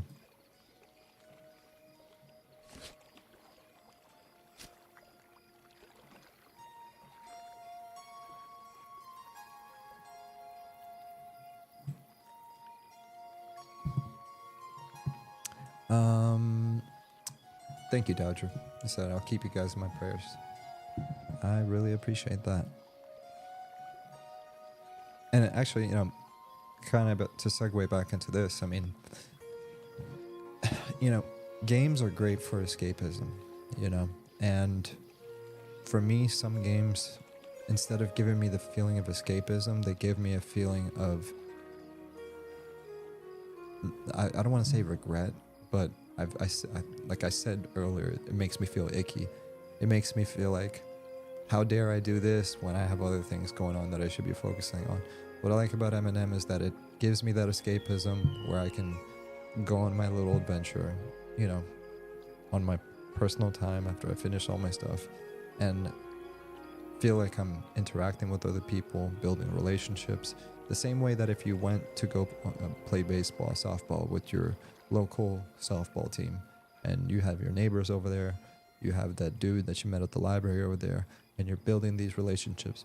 Yeah, you're playing a game, playing softball, but it's not just the softball game. It's that human relationship building outside of your kids, outside of your wife. You're building relationships with strangers and interacting for your own mental health, your emotional and social mental health. And I think that's a really important thing that we need to do. And when playing M&M, I felt a lot of that. I felt like I was socializing with people, helping each other, looking for opportunities to be generous, whether it's saving somebody that was getting attacked, buffing somebody if I was a druid, or just sitting there and complimenting somebody on the gear that they got. And then allowing for a situation where they could teach me something and say, I love your gear. Looks like you've did something crazy to get that stuff. It's like, oh yeah, thank you. Definitely wasn't easy. I'm like, do you mind telling me what it is and how you got it? And then they go into a story. It's like, well, you got to go to this place and that place. So you're doing multiple things there. You know, you're organically learning about the game. You're having a regular conversation with somebody. And you're also paying them a compliment, which everybody likes to be complimented. So it's cool that M&M in its alpha state is already achieving stuff that most MMORPGs can't with a, you know, billion-dollar budget.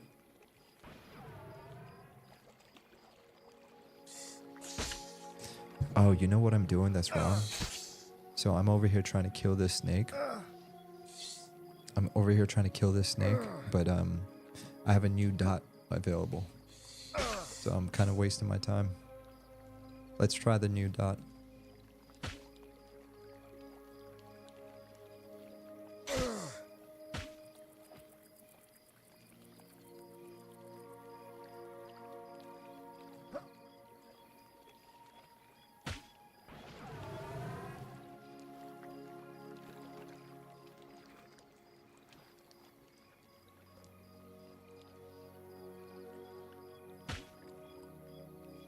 Give me a quick second. I've been multitasking this whole time and ignoring everything around me. I'm just gonna focus for like 2 seconds so I don't have to heal for so long.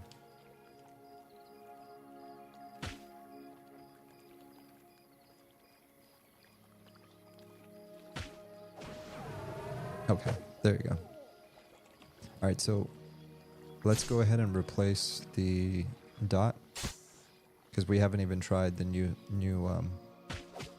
this is an alpha test after all. We should be testing all our skills, because after today we're gonna part ways with M&M until September, so I at least want to know what my new songs do at level 8.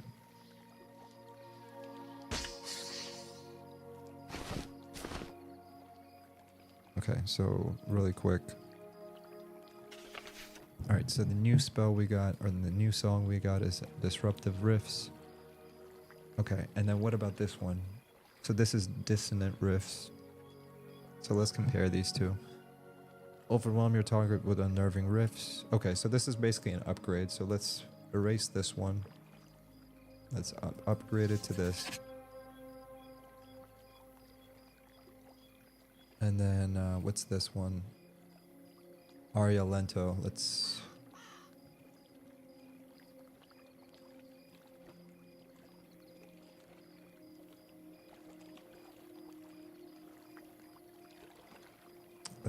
Let's remove this one for now and put that there.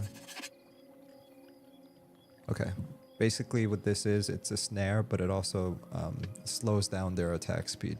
I want to see how well that works. Okay. Dodger said, yep, that's why I've cut down so much on games, too much escapism, not enough getting stuff done. 100%. There's got to be a healthy balance, for sure.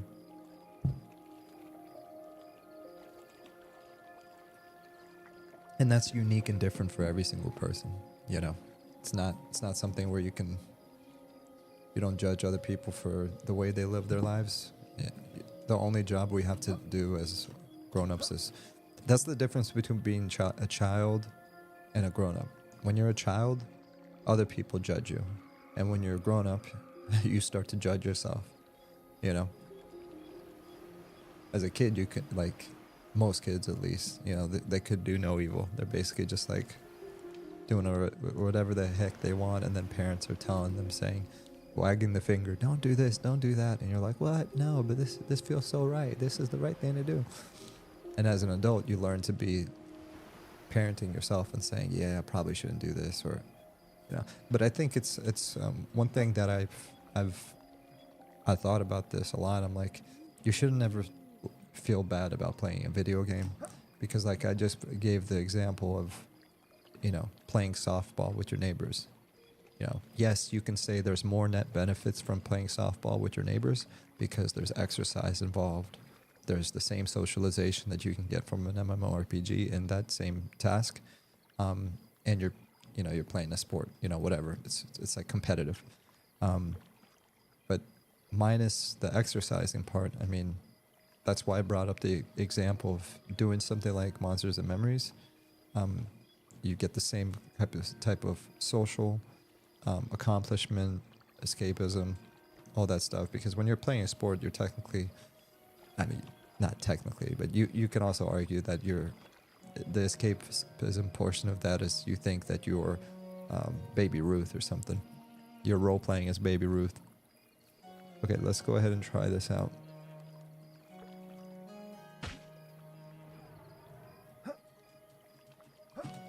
Oh gosh.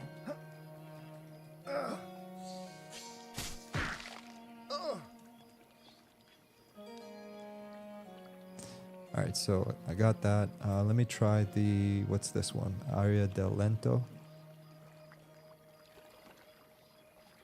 I don't think I hit him. Hold on.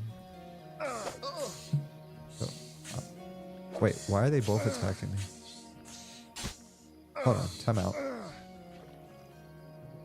Why are they ganging up on me? I only attacked one of them. Is it an AoE? I'm so confused.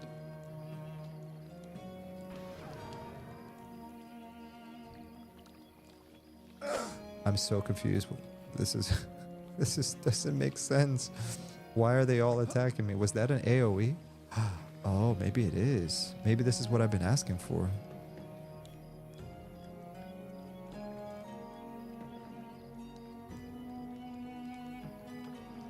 I'm so confused.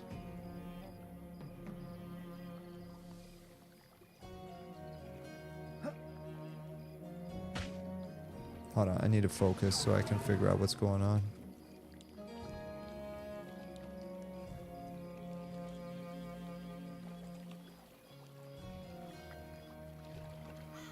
I'm so confused.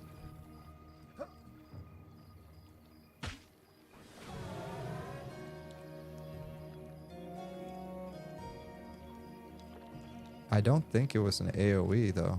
I didn't notice any kind of AoE damage or anything. And I never attacked all three of them. I know that for a fact.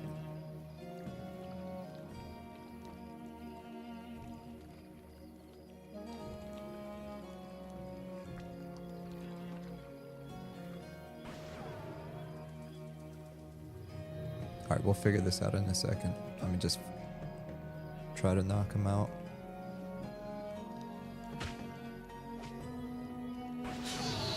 Okay, we got that one done.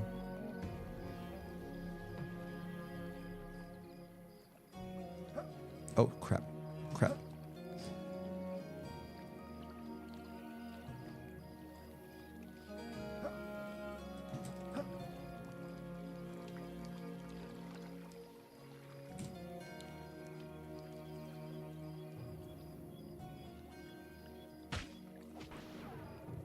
No, I need you guys to be in the same location. No. Crap. Crap.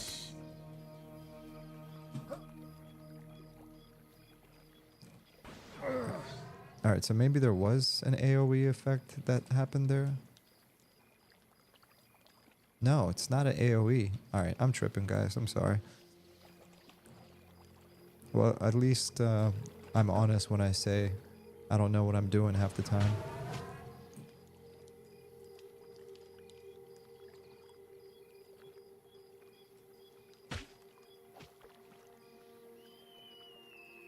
Yeah. I must have done something wrong.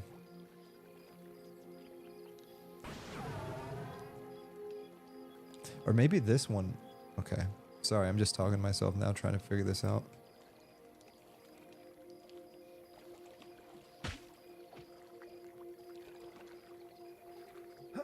Well, the good news, after I kill these two, I should be mission accomplished with trying to get that extra XP I was looking for.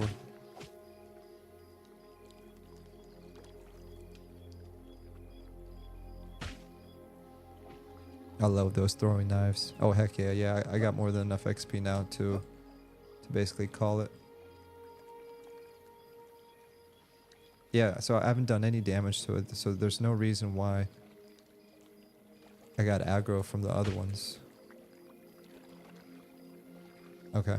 After I stop fighting this, I'm gonna check my spells again, songs again, so I can see what happened.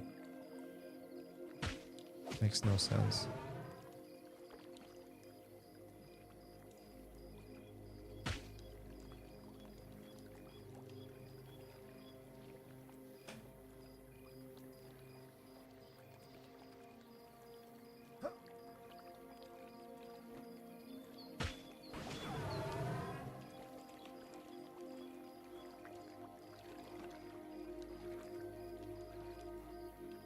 Maybe it's the Aria de Lento?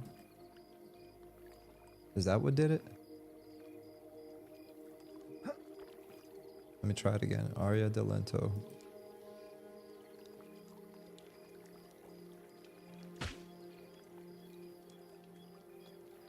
Yeah, well, it slowed it down for a little bit, but barely.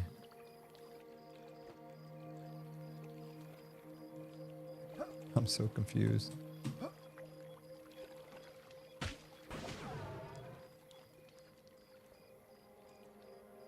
And honestly, this new song, if this is the new upgraded version of that dot, it feels kind of underwhelming. I had a similar feedback about the Beastmaster. So like you get a healing spell, I think at level 1, it's like weak heal. And then you get the upgraded version at level 8. And my feedback was, didn't really feel like an upgrade. It felt like a very nominal upgrade. Now that might be by design because technically a Beastmaster isn't supposed to be like an OP healing class. But it kind of like essentially, when I took damage as a Beastmaster, I would, you know, lose some health, and then I'd have to like spam that healing spell. The level 8 one, I had to spam that healing spell for my health bar to go up even a little bit. And I was like, this can't be right, because I was using the level 1 healing spell and I was also getting like the little increments. So those are the kind of feedbacks that I hope that people provide in the Discord for helping balance these classes. So let me see really quick what's going on, because I'm not sure what's going on. Trying to figure this out. So disruptive rifts. This is required level 8. Okay. Brass instrument ability. Damage for 6 seconds. 4 damage. This is 2 damage. Oh, so I see what the issue is. It's basically doubling. But in my experience, that so-called doubling isn't reflected in actual like gameplay. This is the exact situation I was in with the Beastmaster. Is technically, if you compare the two spells, it's double the strength, but it doesn't feel like double. You know, it doesn't feel like a substantial upgrade. I could be wrong, and I might be playing this wrong, but that's just my immediate gut reaction. So I apologize if I'm off. Also, AoE type, single target. So this is not even AoE. So I don't understand why the other snakes aggroed me. Now, if this was an AoE, this would be a really good upgrade. I would say if you want to upgrade from this one to this one and only add 2 points of damage, that you should make it an AoE.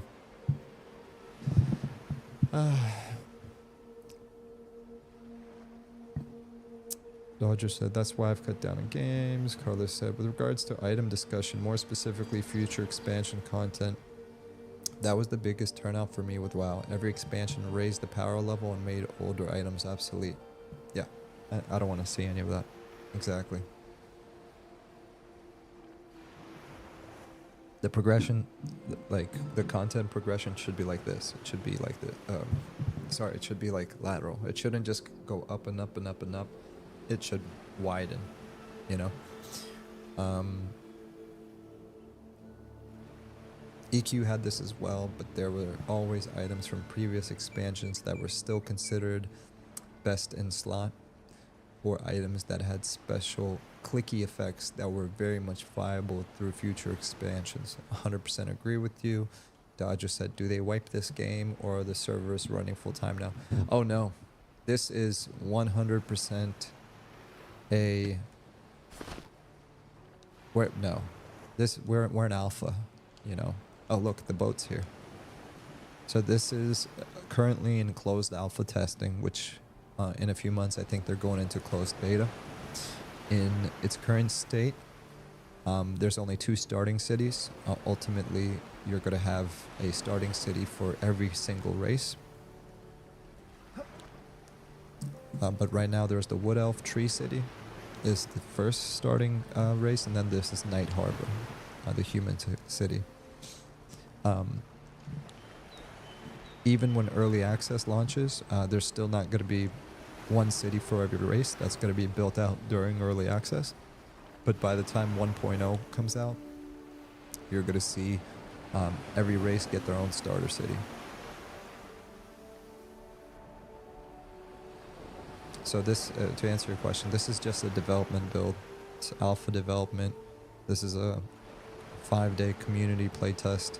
Basically, the devs are giving players the opportunity to test out the alpha, see how they like it, and then they're gonna close their doors back down until September, except for the alpha testers that are already there.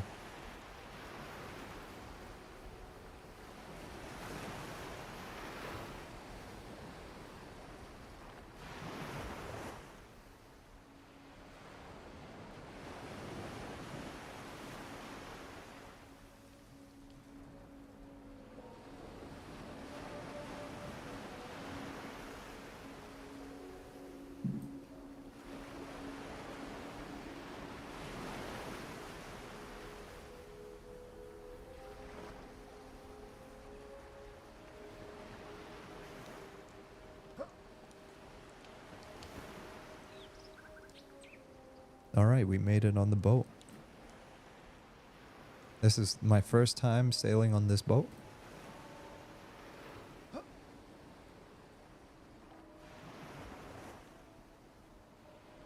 I'm excited to give this a shot and see where this takes us.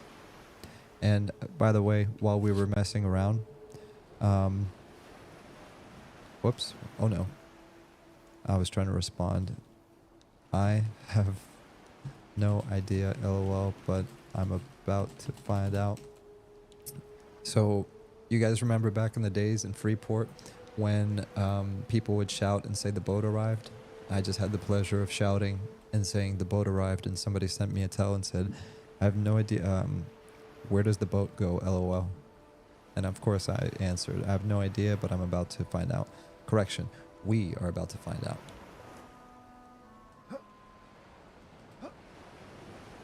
Hold on, I'm trying to not fall off here. I don't think I can get all the way up there. Imagine if I can get up there. Hold on. Let's see if I can parkour my way up. No. If they would just make that just a little bit lower so I can jump on it, that would be great.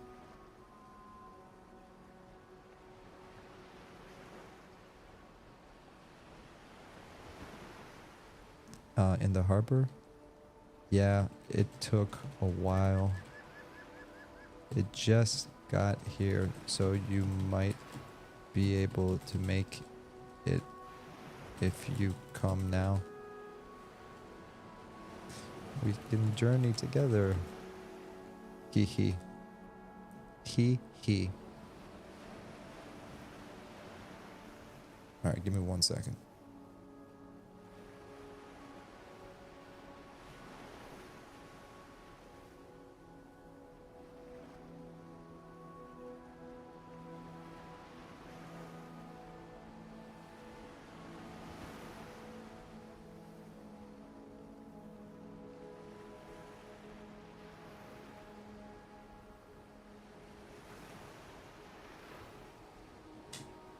Oh, I see your chat now.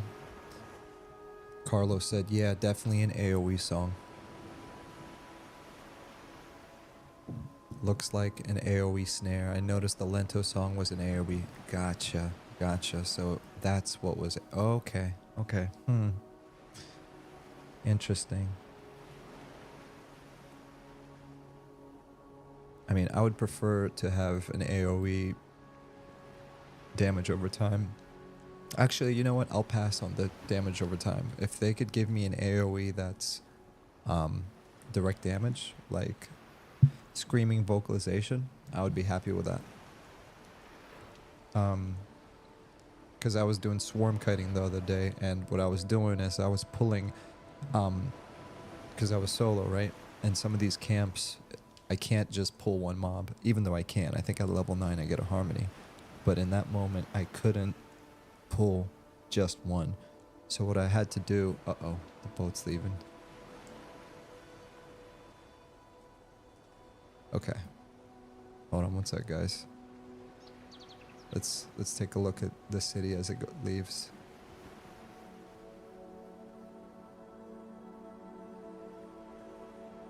It's a once in a lifetime experience, so we might as well soak it in while we can. No, no, no, no, no, no, no, no, let me in. No.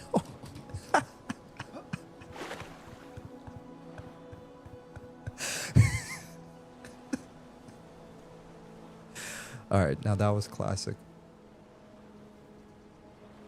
I just fell off. Don't feel bad. Oh gosh. Okay, it's okay. It wasn't meant to be, guys. So, okay, so the Lento song was an AoE. How do you even know where to get started? I downloaded the game this evening, but had no idea what to even do. So used to WoW after many years of playing. That's a very good question, Chris. I'll get to that in a second. Carlos said the double probably doesn't seem strong right now, but with future barred instruments and their multipliers, I'm sure it adds up. Hence why they seem weak right now. Yeah, so Chris brings up a really good point, and especially coming from WoW, where essentially we've been conditioned that when you play a game, we have a visual representation on where we need to go, typically in the form of an exclamation point. In Lord of the Rings Online, it's like a golden ring. It's basically some kind of UI asset that floats above an NPC, and our brains are conditioned to understand that, hey, this NPC has something to say to us. In the classic MMORPGs like these, the way that you would usually find somebody that is worth talking to is typically by their name. So for example, a harbor guard, normally that's not somebody that would be a quest giver. But then you'd see somebody like Harbor Master Daoud, and that should be some kind of some kind of, what's the word I'm looking for? Some kind of something to make you feel like this person's important or they have a quest giver. Usually somebody with a name, they're either a merchant, a guild trainer, or they have some kind of quest for you. So these older games, instead of just giving you the exclamation point, they give you hints. Now, the main thing you do when you log in for the first time is you have your character, you have your inventory, you get a starter sword, maybe a torch or a candle, some food, and you get a little note. And that note, if you right click it and open it, it tells you to go visit your guild master and turn in that note. So in that first interaction, what it's teaching you to do is saying, hey, take this item that's in your inventory, pick it up, and drop it onto the person you want to talk to. And that's going to teach you how to use the trade window. Basically, the same way if I was buying stuff from another player, just like in WoW, you know, if you trade items, a window pops up and then you hit accept and you exchange items. So it's teaching you how to exchange said item with this guild master. And then from there, you're going to see dialogue, and that dialogue is going to come not in the form of just click accept for this quest, but it does require you to read and understand what's being asked of you. So this is going to be one of those situations where some people will just right from that, they're just going to be like, I'm done, it's not for me, sorry. There's other people that will say, it's not for me, but I'll give it a shot. And then there's other people that will say, oh man, I miss the good old days of actually having to pay attention. I would say for the people that say, absolutely not, I will never even try such a game. Totally understand where you're coming from, but give it a shot. For the people that say, I'm going to give it a shot, but I need help, the best way to learn is to ask for help. Now, of course, you can go on the wiki, right? Every game has a wiki online. So like Eminem wiki. Like this is still under construction, you know what I mean? But here's an example. Like we all know wikis, right? So here you can learn about the zone, you know, there's the city, you know, you can zoom in, take a close look at everything. So like, for example, I'm right here right now. I'm at my bard trainer. And in my bard trainer, my very first mission, when I had the note, I don't have the note because I completed it, it told me to find this person. If you don't know how to get to this person and you don't have access to the map, if you type, I'll show you, watch this. Outer common. Where is the bard trainer? So notice in the bottom left right here, what I just typed, I said, where is the bard trainer? And normally, this would be embarrassing if people were just like, go to hell, I don't care. Normally people will respond and give you help. So never feel bad about asking for help, but you can also ask the guards specific questions like, where is the bard trainer? And it will get you information. At first, it's going to be really painful and really hard because you're going to be so not used to this kind of experience. But if you stick through it, the level of immersion you're going to get through being like pulled into the world, and also from the community of helping answer questions and figure stuff out, is in and by itself a very rewarding experience.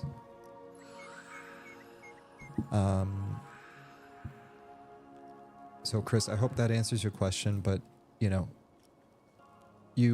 it's always okay, you know, especially if you come from WoW, if you want to rely on something like reading a guide, looking at the wiki, watching some YouTube videos to get started. I mean, truth of the matter is, the fact that you just jumped into the world and started doing stuff without watching some videos ahead of time is commendable in and by itself. And I would say, instead of watching videos and instead of going too deep into wikis, go ahead and take advantage of your newness and try to figure it out on your own. And I think when you figure out even the simplest thing, it's going to be very rewarding. Now, here's the second way I'm going to answer that question, Chris. Go kill stuff.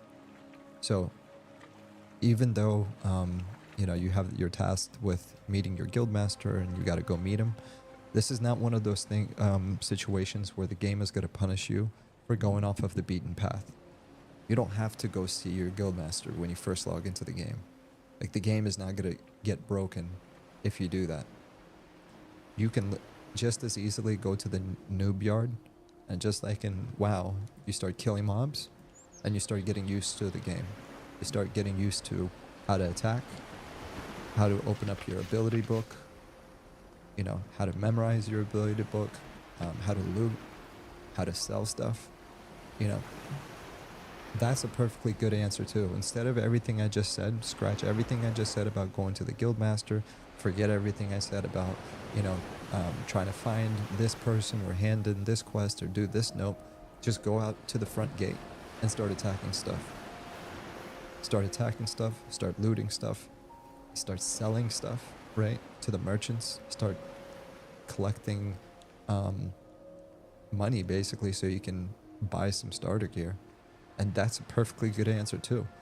So that's the cool thing about these classic MMORPGs is no one's forcing you into a box. I mean, you can play this however you want. Now the world is going to punish you for your lack of strength, e.g. being a low level. It's going to feel daunting and punishing because of your lack of knowledge about the world, but that's how we all started. When I first started, I didn't know anything about this city. I was overwhelmed. I was lost. I didn't know how anything worked. And now I know every nook and cranny of the city. Actually, that's a lie. I don't know every nook and cranny of the city, but I know the city enough to know where everything that is impactful for me, where it's located, if that makes sense. The last way I'm going to answer that question is, Chris, is that everything is subject to change and it's under development. The devs are fully aware that there's going to be tweaks to the UI. There's going to be tweaks to the initial gameplay of when you first start and the new user experience. There's going to be a healthy balance between keeping you immersed and giving you some level of intro tutorial, you know. But don't expect it to be like most MMORPGs where you come in, they give you like a tutorial zone, or they, you know, block you into this area and say this is your training. It's going to be a lot more organic than that. They want to get away from what most games do nowadays and just like force you into a tutorial, you know. So I said all that to say, expect there to be a lot of polish put in as the game gets closer to early access. And after the game comes out of early access, I mean, obviously by that time they're going to have it down to an art form. And it's okay to wait. That's my last statement. It's okay to just wait, watch the development, wait until early access, get comfortable, and give it a shot when it comes out in early access. Because by that time, they're going to have the new player starter experience nailed down more for people that have never experienced this kind of MMORPG. So great question. That's the constructive criticism type of questions that I wish more people would say, saying, hey, I tried it. This is an issue I have with it. What's the solution, if any, to this problem? Or are you aware that this is a problem in the first place? Very good question, Chris. Carlos said, rip. Yeah, falling off the boat was not fun. Any sharks in the water? I'm sure there will be. Yeah, let me show you something. I'm going to show you something I saw today on the loading screen.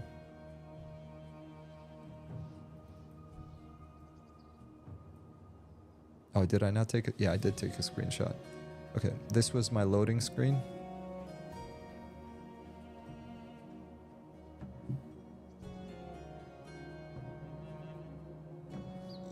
All right. So keep in mind the concept art in the game is there for a reason. They're trying to build a world. So will there be sharks, Carlos? Yes. Yes, there will be sharks. And maybe some other things as well. Hopefully that answers your question. Pretty much any concept art you see in between the loading screens or the website, that concept art is there because that kind of stuff is going to be in the game. Chris said, the artwork, artwork like this is amazing. Oh, 100%. It takes me back to the old concept art of like this kind of artwork. Oh, crap. Like, do you remember this artwork, man? And like stuff like this.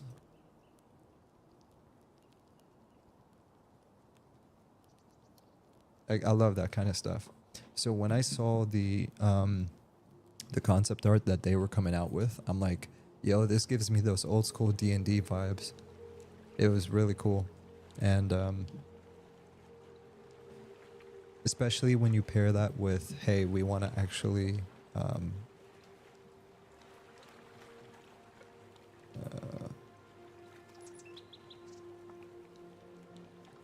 all right, so check it out. Here's just some concept art.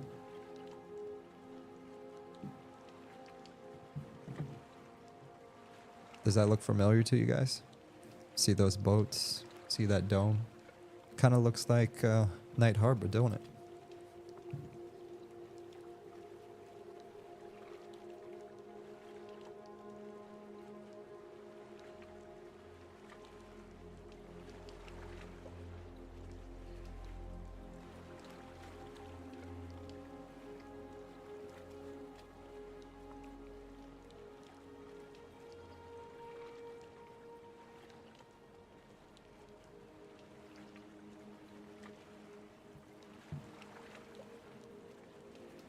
So this is good and dandy, but look at some of the other ones.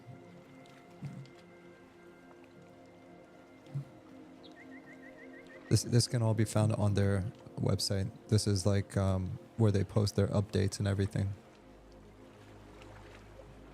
Yeah, and then as you can see, like they're literally actively building this out with you guys in the front row seat. This looks like the high elf city or whatever. That thing looks tight. Look at that. I think Goblin does a lot of this. He's the one that does a lot of this concept art. And each of these like concept art renditions, they really do paint a picture of what they're trying to accomplish. They give all their stats for stress tests. This is the concept art for different armor pieces. And then Zukin, one of the artists, digital artists, he goes in and he makes it into reality. This is when they were doing the concept art for the Wood Elf City, which already is in game. This is other stuff. Look at this. So you see 1, 2, 3, 4, 5. You got a full group. You got some kind of lizard Ixar looking like dude, probably a monk or something. You got a gnome wizard or enchanter. You got a human or a wood elf paladin right here. You got a goblin ranger or an archer, and you got a little halfling who probably is your trade skill guy, and they're trying to transport this caravan to Night Harbor. And they got interrupted by this Cyclops giant. This is exactly what they're going for. And a lot of this is already in game, or will soon to be.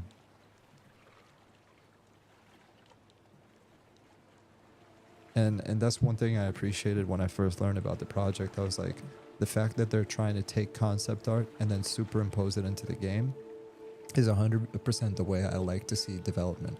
I want you to build the concept art, build the lore, and then build the game. And then after that, you just build upon that. Chris said the wizard and ranger are about to take out that mob. Yeah. Or the other way around. Because that's what happened yesterday. I think the boat is on the way back.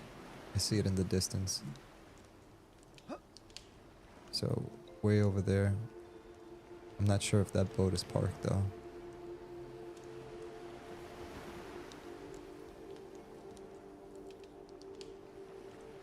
We might need some more boats in the future because these boats do take some time to come back.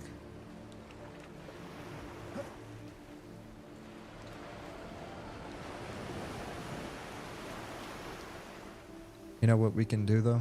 I think the boat's gonna come from over here. So what we'll do is we'll go this way, and then when we see the boat coming, we'll just make our way back here.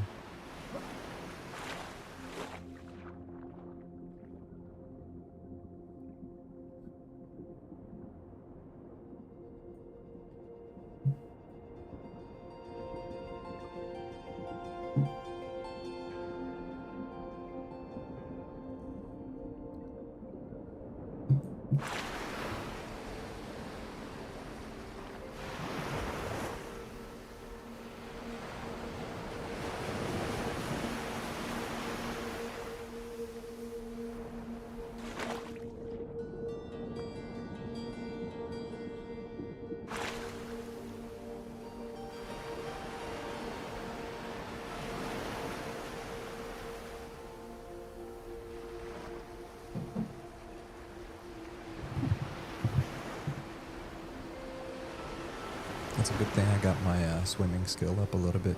Let me see where my swimming skill is at. My swimming is at 26 out of 100.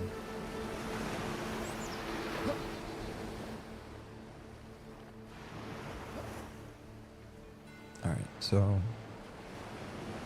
yeah, that boat is just parked. That's not the boat we're looking for. So we should see the boat come this way, and then once we see it, we can come back to town.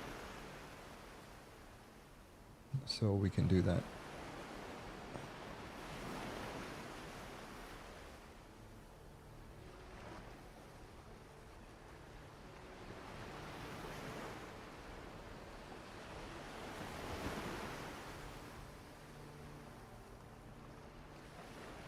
Great question. Chris has all the good questions. Do you currently have some form of SO on your character right now, or playing a bard song?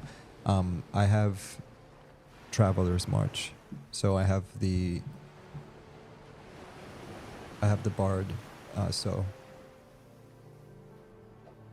It's not as fast as so I would prefer Spirit of the Wild. It's not Spirit of Wolf, it's called Spirit of the Wild. Completely original and not inspired at all by EQ. But it's called Spirit of the Wild, and it's a lifesaver. 1, 2, 3, 4, 5. 1, 2, 3, 4, 5, 6. There's 6 people here. I got a full group. And those are all like low level people. I used to be like them. And looks like this guy is like soloing or something. Oh no, he's like the same level as me. So yes, I do. Assuming I was paying attention, because I don't know if I was actually using it.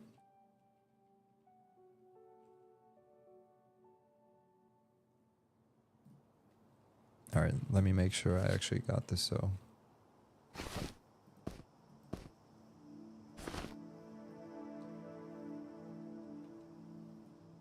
Okay, we're officially in Shaded Dunes. I'm just repeating that out loud because I need to learn to remember what the name of the zones are. How much money do we have? We have 2 silver. Oh no, we have like 10 silver. We just have a whole bunch of copper. I'm tripping. I should have changed that in the bank. Okay, where's this guy at? Fishing supplies. Let's get a fishing pole. Let's buy some.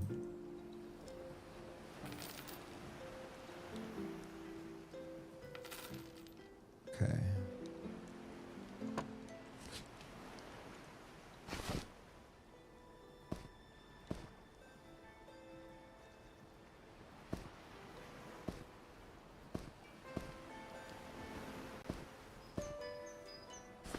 I need to move this stuff around.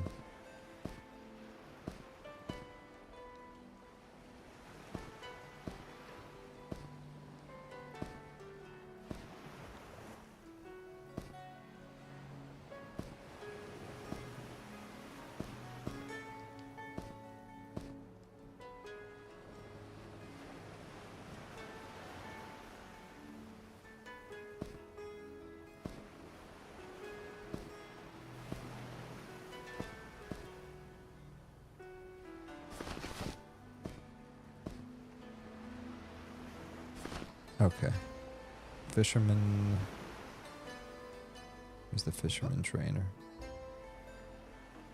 Look at that city. Remember the concept art we saw? From concept art to actual design.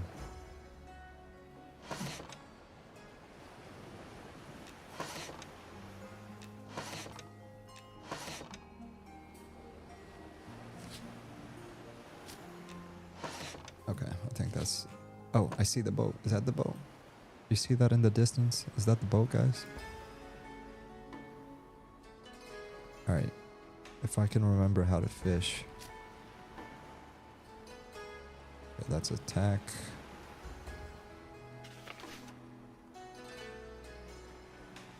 Fishing.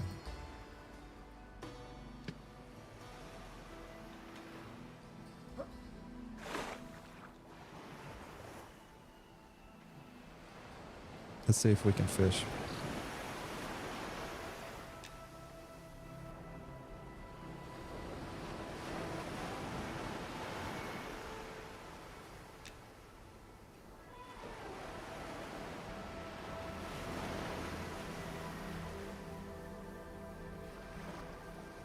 I have no idea how to fish, guys, so bear with me.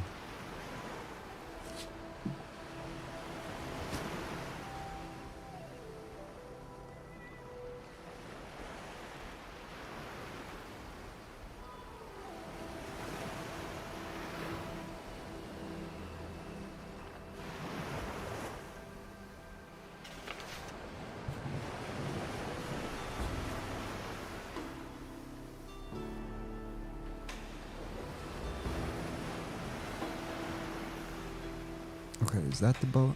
I keep trying to find this boat and I have no idea where it is.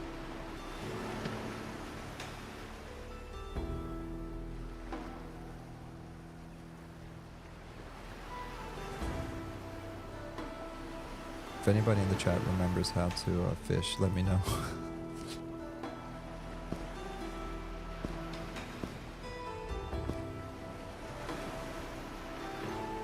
I doubt it's like this, right? No, it's definitely not that.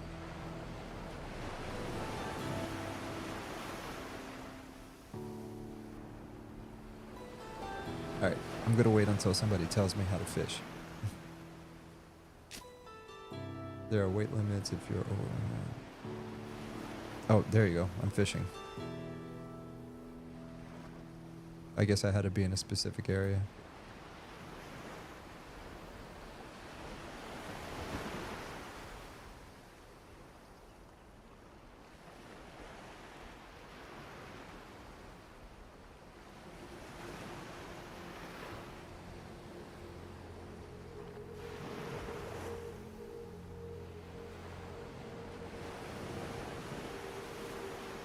Okay, there we go. Now we're fishing.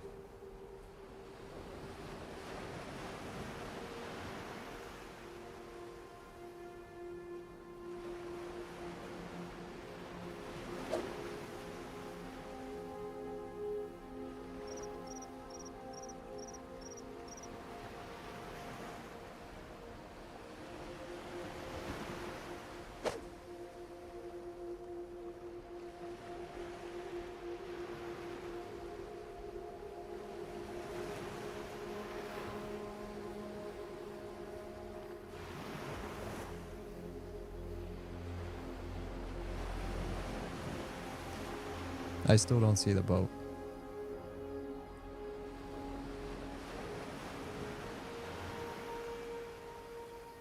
Anyways. Cool, so you can fish in game.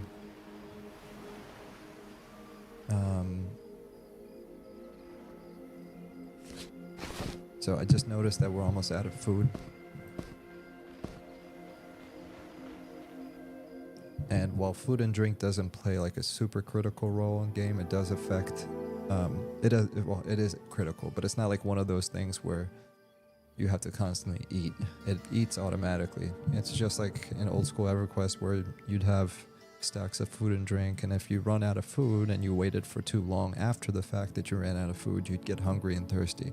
When you get hungry and thirsty, it usually means your mana regeneration wouldn't go up quickly, your stamina wouldn't go back up, and it's a relatively easy thing to always stay stocked up on food and water, but it's just one of those things that made the world that much more interconnected. I mean, sometimes you'd cook your own food, sometimes you'd go to a merchant and buy food. Enchanters and summoners can summon food, so it was funny because that happened to me the other day. I was in a group and I'm like, hey guys, I think I'm gonna have to run back to town and get some food, and the guy was like, hey, I'm an enchanter, so I can help you out with that. There's that class interdependency. Let's see. Do you have weight limits like an EQ or get slowed down because of the amount of items in bags? Yes. So I know somebody answered your question, but I'll give you an example. So this copper, I had like 700, and it started to weigh me down, but it was like insignificant. It was like, I don't know, like one or two extra pounds, something like that. And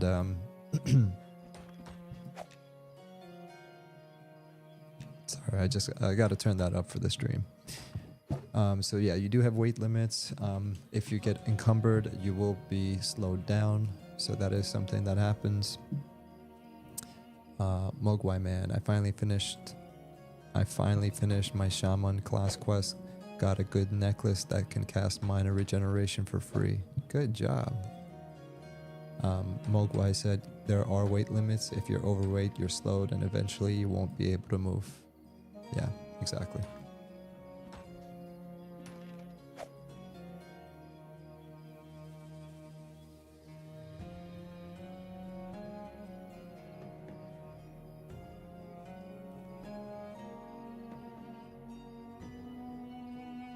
think there was some copper here somewhere.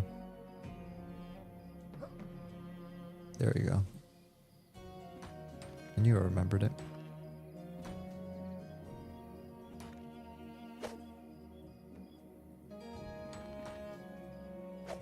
And as a reminder from the beginning of the stream, the reason I'm just running by and grabbing some copper is because I'm going to need it for my throwing knives.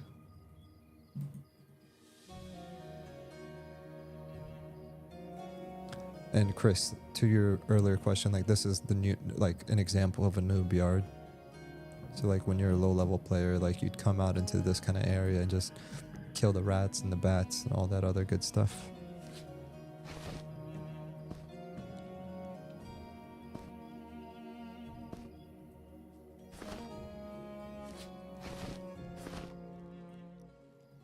Uh-oh, did the server crash? Oh no. Okay. I think the server crashed. Yeah, or there... Whoa. Okay. Give me a second. Welcome to Alpha. That's another reason why these playtests are so important. The playtests are really important because this is how they know what needs to be fixed and worked on.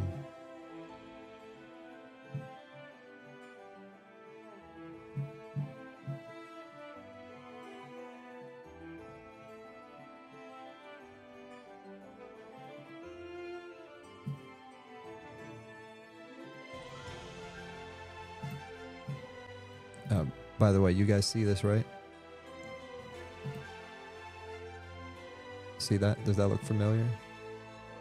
See the concept art?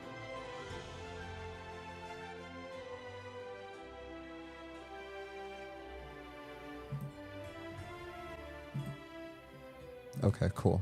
So we're back to where we were. All right, so let's go buy some food really quick, and once we buy the food, we're gonna go back on the boat.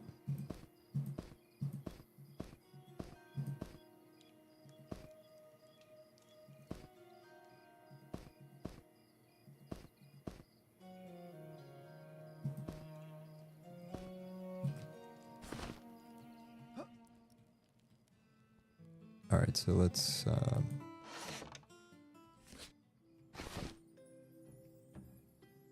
buy 8 water flasks.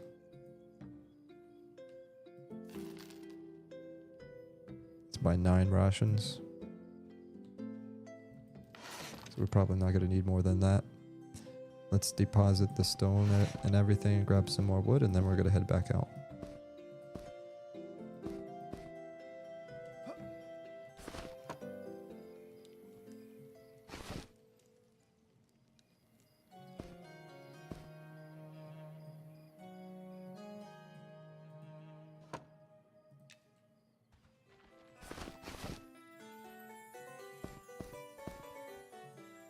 I'm actually almost out of wood.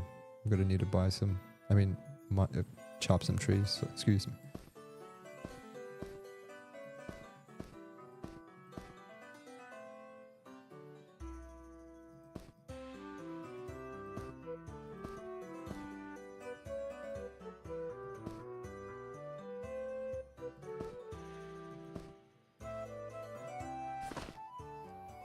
Okay, great. So let's go back to the, we're gonna go back to the city, to the harbor.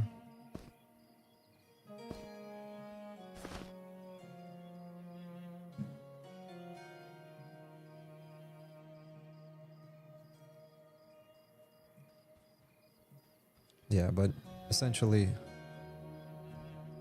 if you saw this maybe 6 months ago in a previous playtest, it's amazing how far the city has come along. So if anything feels like out of place, or you look at something and you're like, I would have done it differently, please believe me, the devs probably feel the same way. They're not dumb. They're very inspired to make this the best thing possible. But like, I'll give you Zukin as an example. He does a lot of his designs, or excuse me, artwork. He's on stream doing it so that you can see what he's doing. It is painstaking work. It is hard work, you know, and it's not like they're being paid for any of this. So he's doing his normal job, and then on top of that, he's working on a game that he's passionate about. And I mean, look how far he's come with it. Zook and Goblin and Nick and Sean, which is the lead dude who used to work at EQ back in the early 2000s.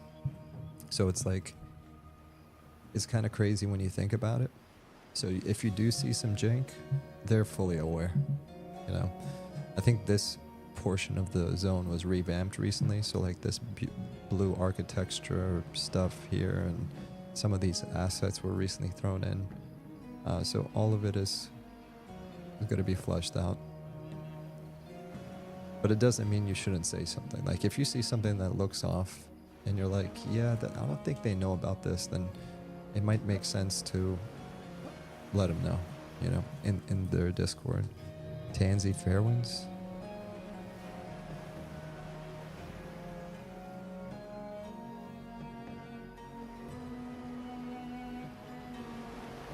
I think is that the boat on? Oh my gosh, are we perfect timing? Is that what this is? I really hope so.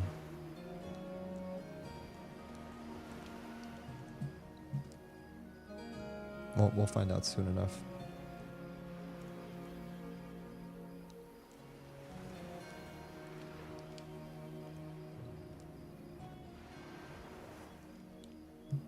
Alright, I'll be right back. Quick bio.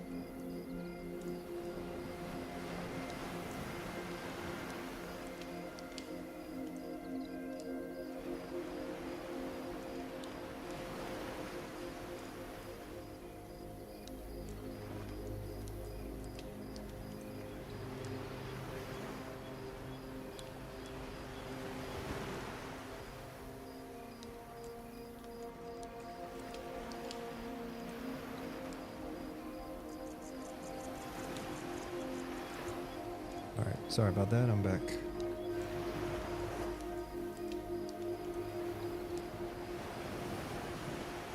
If I could find how to untangle my headset. That's the only problem with these in-ear monitors. Come on. Alright, there we go.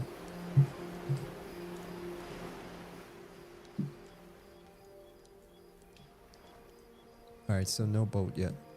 I'm about to just say, let's go on foot, and we can always do the boat another time.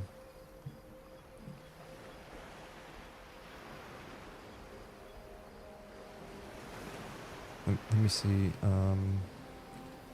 anyone know the time for the boat rotation? How long usually after it leaves? Because I'm not sure if there's only one boat right now, but if it's one boat, then it might be like a long time. Um, so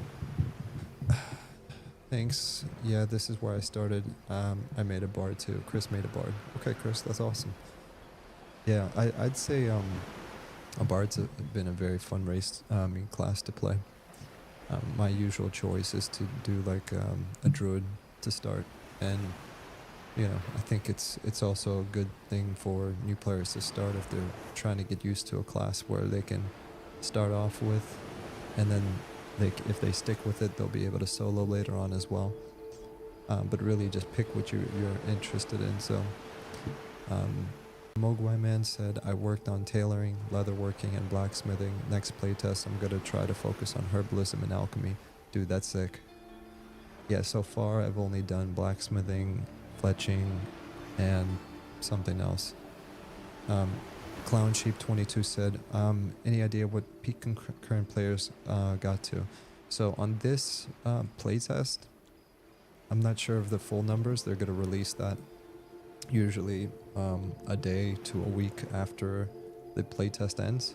They're going to give like all the stats, how many players were made, how many people, what's the highest level somebody got from 0 to whatever, etc, etc, etc. On average, in one zone, like Night Harbor, the main city, there was usually anywhere from 300 to 450 people. I think it would peak at around 500 on day one. The adjacent zones would see maybe like 80 to 120 people in the zone. I think the biggest test was having 450 people in this zone and not having substantial lag. There was definitely some sluggishness at times, but it was much better than it was like a year ago, for example. Between the two servers, or there's technically a PvP server too right now for testing, I think they reached up to 2,000 concurrent players on day one.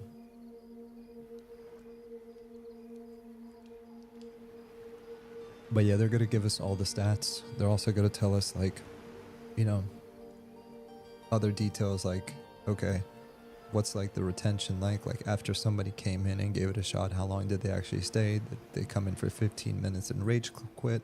Did they play for an hour and just said, okay, I'll come back when it's done? Or did they like come in and just start going ham?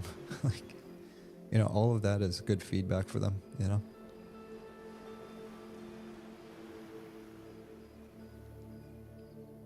I'm gonna give them some feedback. Give me the boat, darn it. See, I keep thinking this is the boat right here. But that's just like a static boat that's chilling there. Let me see. Did I ask the question?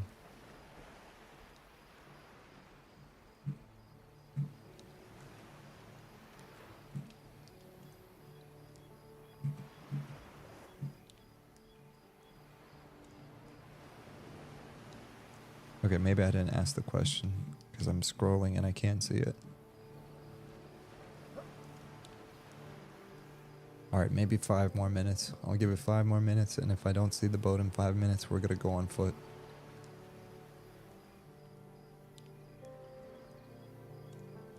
Dang, sorry to disappoint, guys. That was my fault for falling off. I was actually pretty stoked to get on the boat and see the rest of the world. Would have been a nice place to finish off at, you know, for the 5-day test, do something chill. But I appreciate the questions, and just, you know, that's kind of what I was hoping for.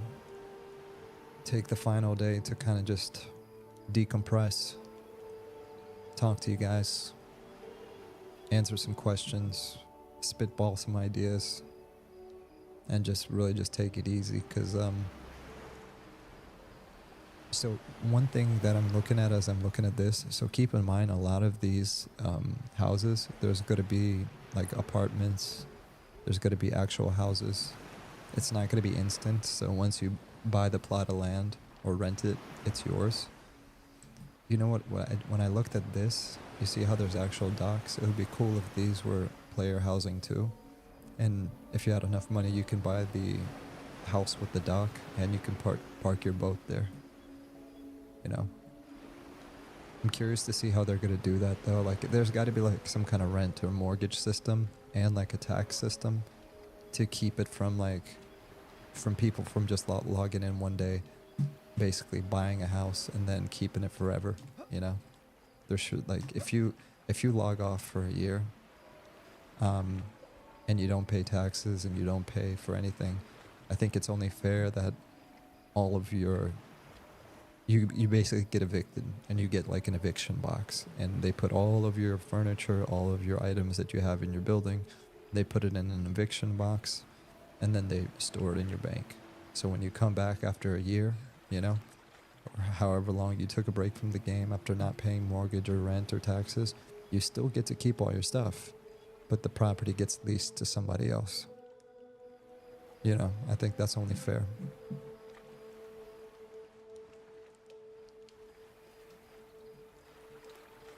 But yeah, so there's going to be a lot of player housing, and that's one of the reasons why the city is so big, is because there's going to be a lot of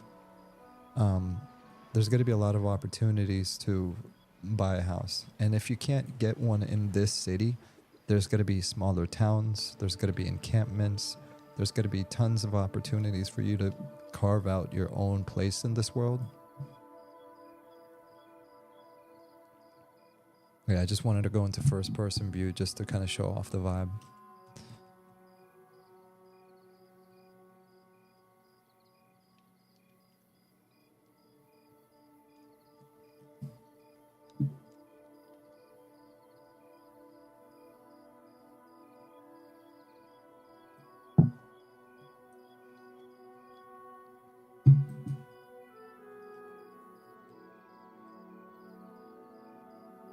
This is one of the this is the Elementalist guild, by the way. So if you decide to make an Elementalist, this is where you'd go buy your spells, and this is where you'd buy your spells and other stuff. I think right here by this water, this is the monk trainer. This is what the Elementalist looks like for the Elementalist class.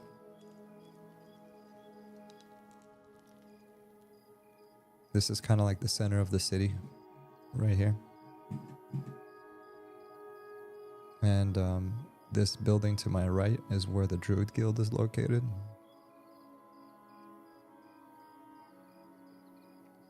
And then, so this is, it says here, Circle of the Scarce Rains. And then over here is the Beastmaster. Clown Sheep, sorry, Blessed Play 7, how much longer do we have in the playtest? What Clown Sheep 22 said ends Monday at 1 p.m. Eastern, I heard. Yep, you're absolutely right. So that's the Beastmaster right there. I mean, as far as guild, I mean. And then over here, I'm not sure. I think this is where the Necro Guild is located, hence the ominous type of environment. Yeah, this is definitely where the Necro is. I'm not sure if I think there's other ones in here too. But like, if you were playing a Necro, this would be where the noob yard is for the Necro. And this is also where you'd get like your spells and other stuff.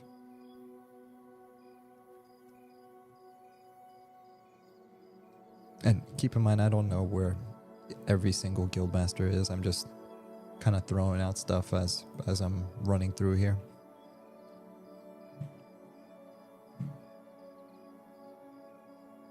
And then if you keep going up there to where that orb is, that's like the north side of the city. This is the west side of the city. But yeah, I was just kind of sharing this because, you know, it's a massive city. You know, there's reasons to travel to every corner of the city, whether it's because there's a specific merchant you're trying to find so you can sell a specific type of gear or buy specific gear. If there's a trainer, a quest giver, maybe there's some kind of crafting station. So you're going to find yourself traveling around the entirety of the zone. or you might be going back to your house, for example, and that's why I brought up the player housing.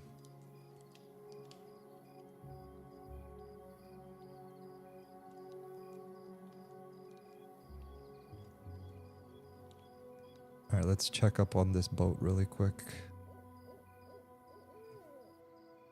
I don't see the boat. Rats.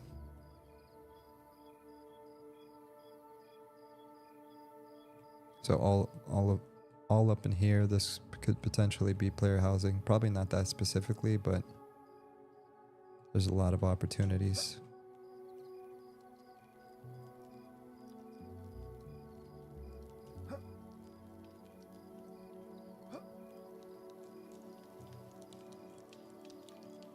Here you could probably rent rooms. So see how there's different rooms that you can probably, you know, if you can't afford to buy a house, you can rent one of these rooms, keep your stuff in here, sleep, get a rested buff, put a crafting station down. So yeah, they have a lot of fun plans for that.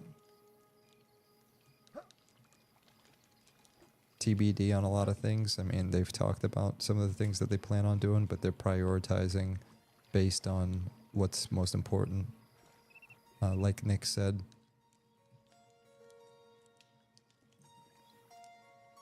in his stream the other day, that right now, for example, he's putting a lot of his time into building out the classes.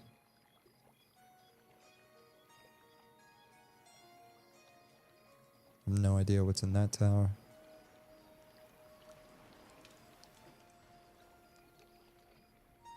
Hopefully nobody attacks me in here.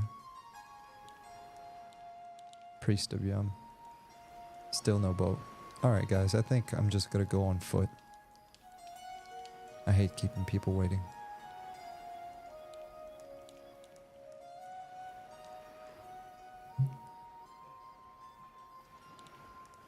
Chris said, thanks for taking the time to answer my questions tonight. Be well. You as well, man. I mean, you're probably already gone, but yeah, thank you for being here. Thanks for asking the questions.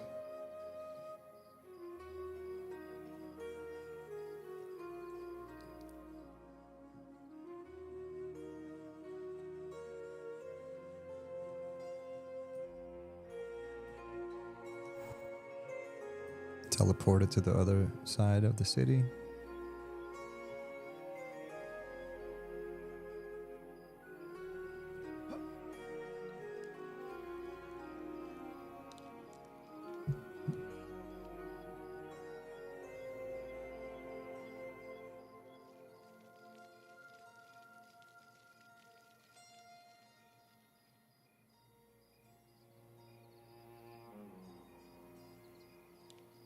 Yeah, I was listening. I was talking to Classic EverQuest, the other YouTube channel.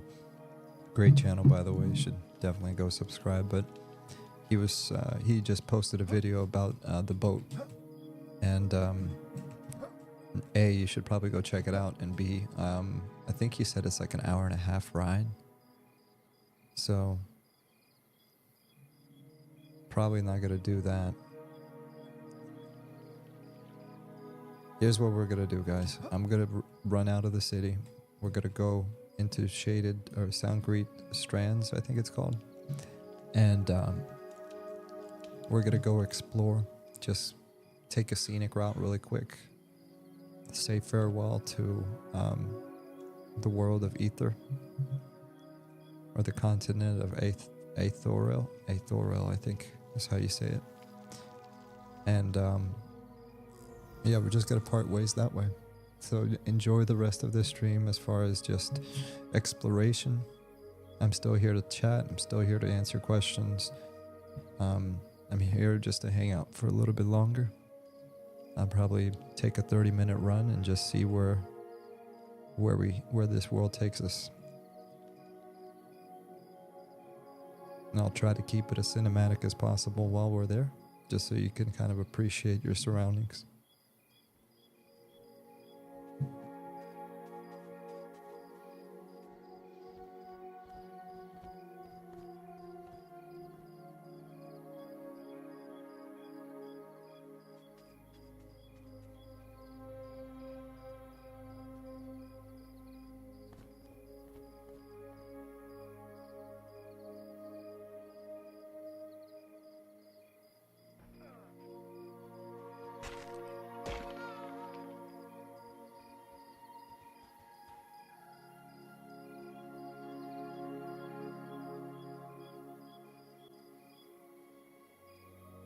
And there's that concept art that I showed earlier.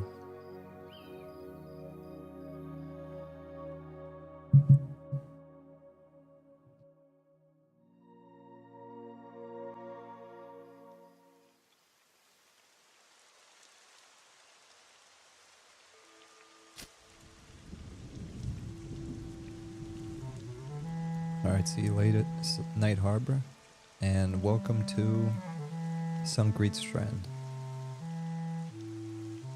I'm gonna try to keep it on the path here so we don't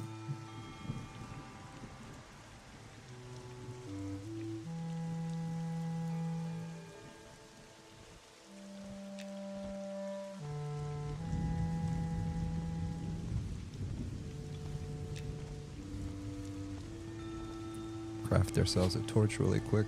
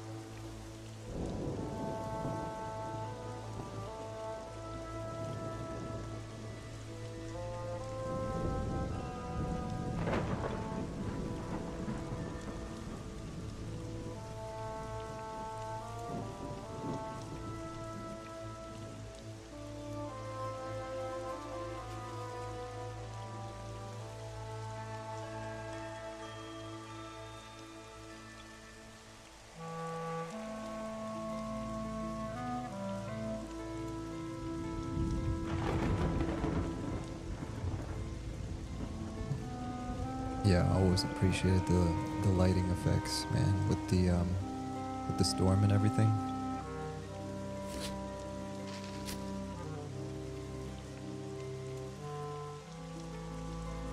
And it might look dark to you guys right now, but whoa, it actually gets much darker than this.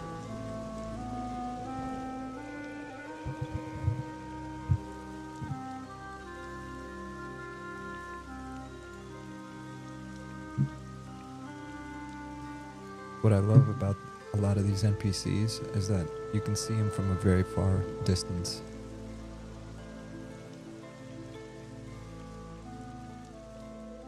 And you can still see Night Harbor from here. Just the light glow of the city. From all the way over here. And if you ever get lost, you can look at the Milky Way. And if I remember correctly, so it's like east and west. So this is west, I think, and this is east, right? So this is north. So it just helps you kind of get around.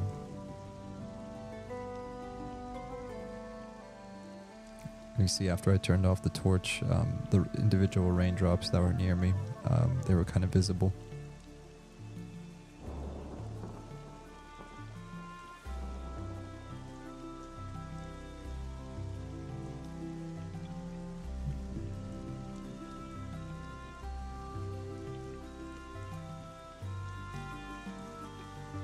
And Robert was in our chat earlier. Robert is the one that composed and wrote this song. Just so you know, all the music you're hearing right now was made by him.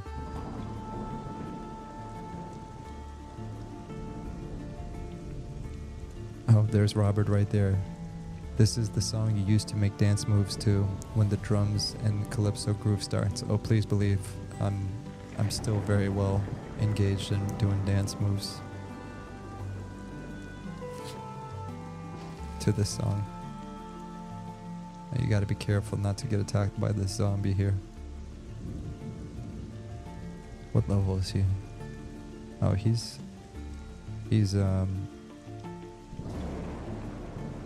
oh, this is my favorite part of the song, guys. Ready? Actually, not yet. It's coming up. Let's see if we can solo this dude.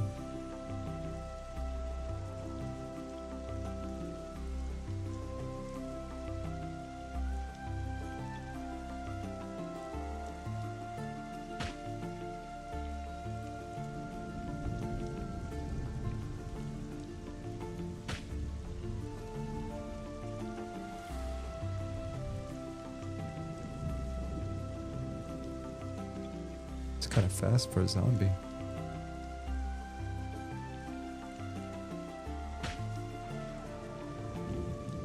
Keep in mind, even though it's been 5 days, you're watching a total noob play, so, you know, there's a lot of things I still need to learn how to do.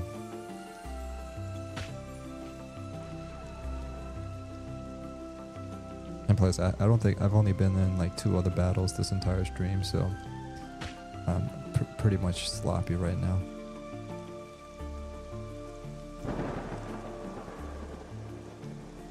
Alright, this is the favorite part of the song for me.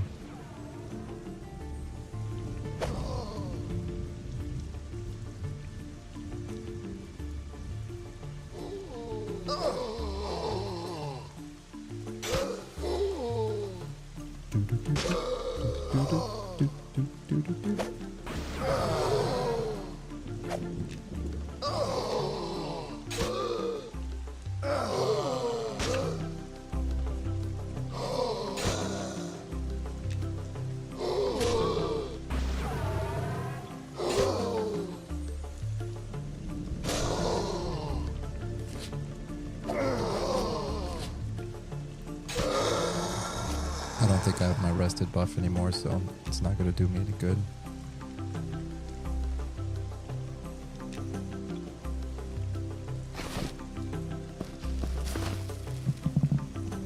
I kind of picture a goblin dance. Yeah, exactly. That's what I see in my brain every time I hear this. Every time I hear that song, is I hear or I see a goblin dancing to the song like this, like jumping around.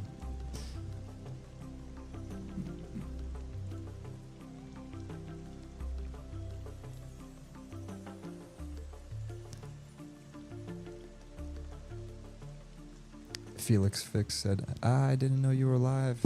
Yeah, this is like my finale. This is my finale, and tomorrow the playtest ends at 1 p.m. So I figured I'd get in just for one more session, hang out with y'all, and do some exploration.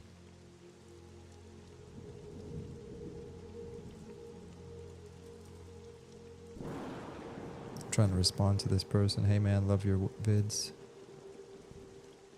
It's always nice to see random people say that kind of stuff, like in game. You know what I mean? I mean, I don't think Odessa is random though. I've spoken to Odessa before, I believe.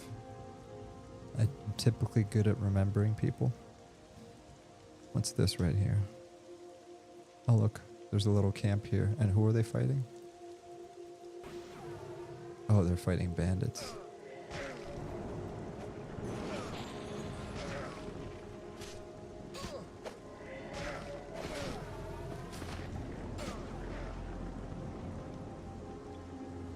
Sneak some of that loot my way since they didn't loot it.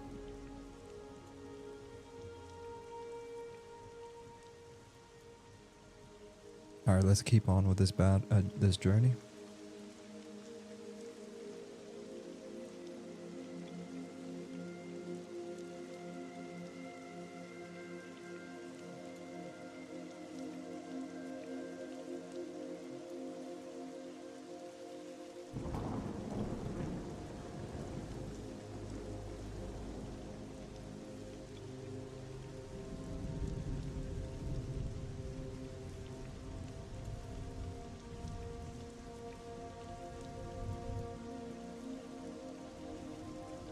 So this is where one of the quarries is. So I believe this is a goblin-infested quarry.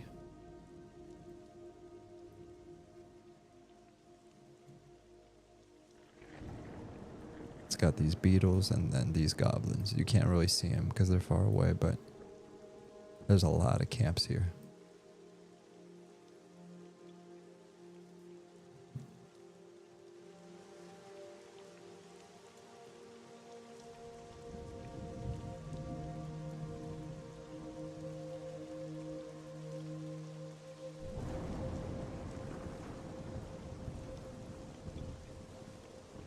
I guess I'm just gonna keep following north and see where this takes us.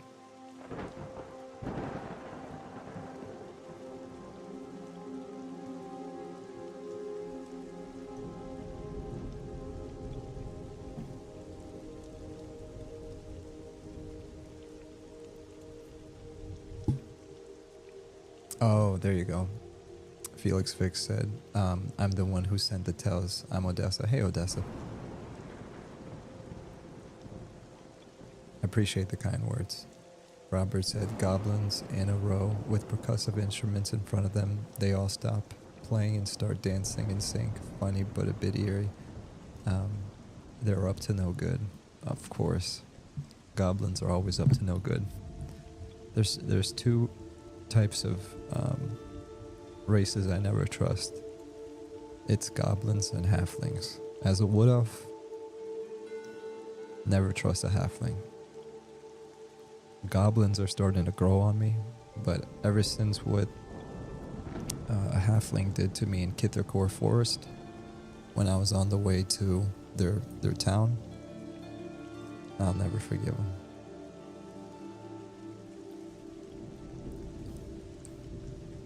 But just so you know, it's not a height thing. You know, dwarves I love.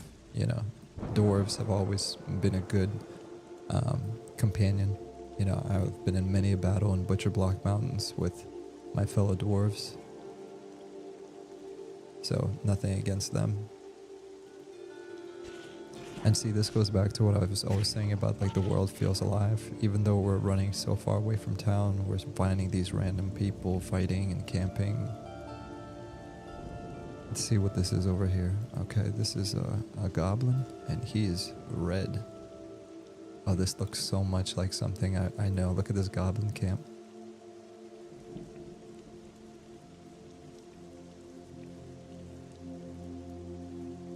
Alright, let's not get too close. You notice how when we get underneath the trees, the rain stops? Hold on. So, because we're standing underneath the tree, the rain's not hitting us. Little attention, like detail like that is really appreciated. Alright, let's keep going. And look, you can still see Night Harbor. Right there. Imagine coming back after a long journey and coming around this tree line and just seeing that. How refreshing that would be.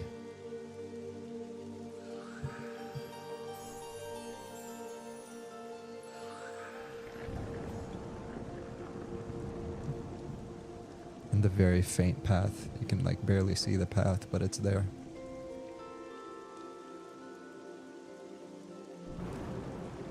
Mogwai said, glass flats, IIRC.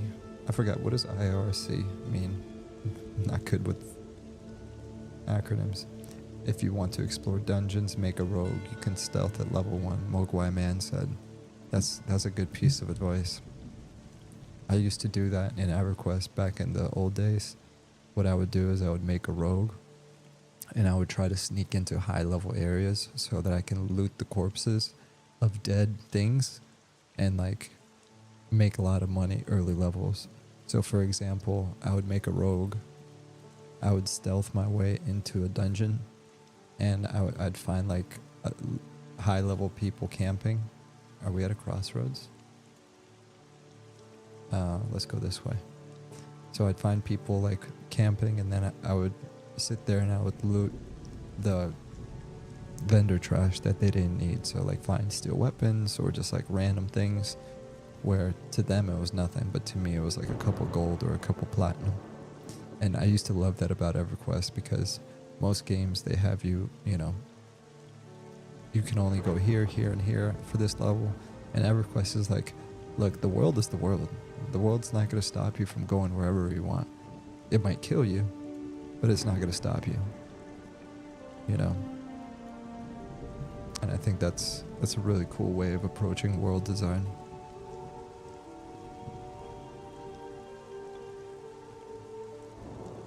I completely forgot about singing my song.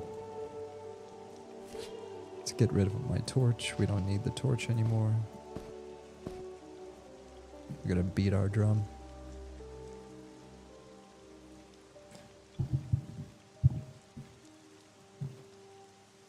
Okay, looks like we made it to another zone. Oh, IIRC is if I recall correctly. Okay. Thank you.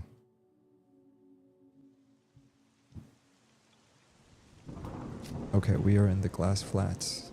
Keep in mind, before I go any further, Obvious spoilers ahead. If you want to go explore the world for yourself, please do that. I've never been here, so this is going to be a first for me. So if you don't mind and you want to come along for the journey, great. But I recommend, putting your headphones on, and if you want to hang out and listen, great. But you don't have to watch, because you might want to just experience this on your own. And I have no idea what attacks and what doesn't, so I'm going to need to con everything.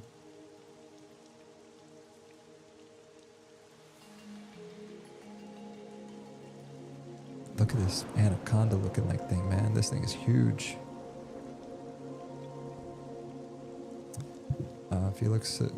Fix said, would you be willing to join our guild? Pretty chill gang. We going to be happy to have you on board if you like.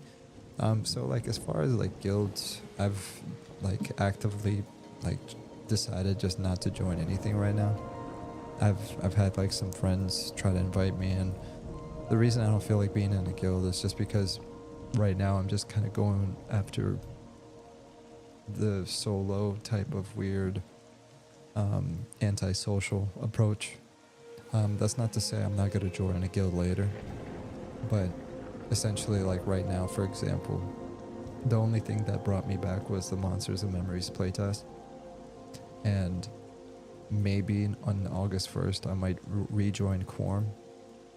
But for the bite-sized pieces of gameplay that I usually take, I usually don't interact with like guilds and other stuff like that. Ooh, a dusty dire jackal is ready to attack. So maybe in the future, Felix. Definitely not saying no, just not at the moment. But I appreciate it. And you can also tell some of my friends the same thing, because they're like, yeah, just join the guild, man. It's gonna make everything so much easier. I'm like, I don't really want it to be easier. I just want to kind of like pretend like I'm alone on this island, and I'm trying to meet people in the world to help me, guide me along the way. It's just weird. Don't mind me. It's not the first thing weird that I said, and it's definitely not going to be the last.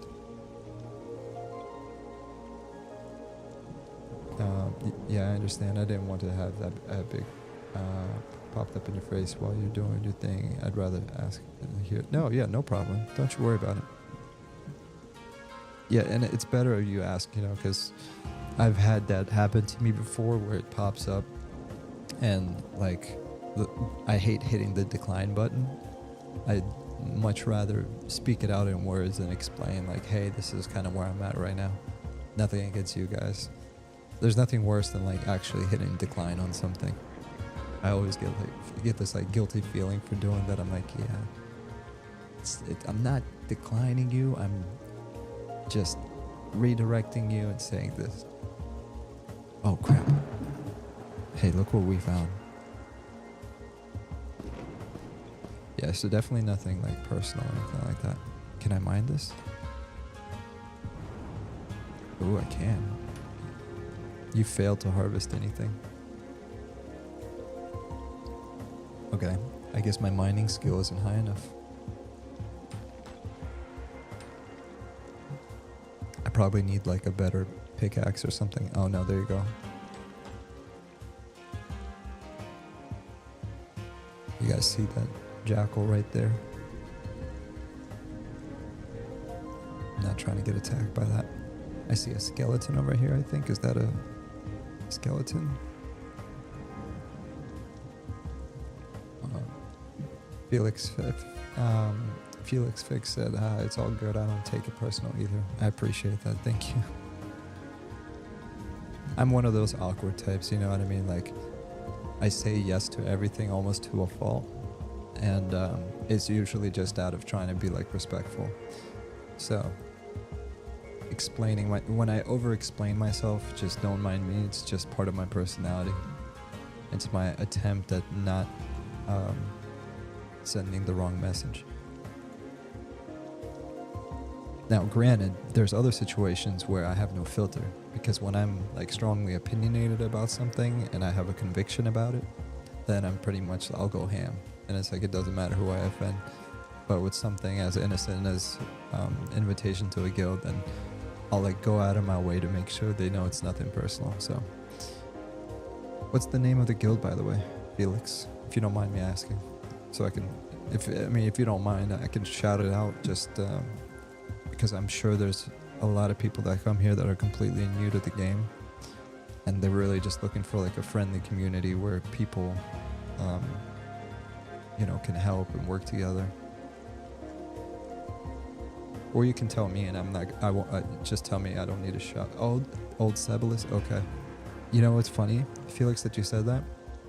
When I saw that guild and the guild name, I was like, out of all the guilds I've looked at so far, that's one with a name that I would actually, like, if it was only for the name, I'd join it because of, Old Sebelis and throwback to EQ. I kind of hope the rain stops so I can get a better look at all this stuff.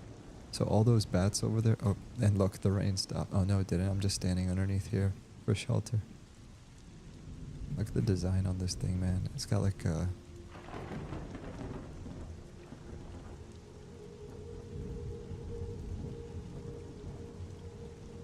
yeah, crystallized skeleton. Guess all these things here are like mutated by these crystals.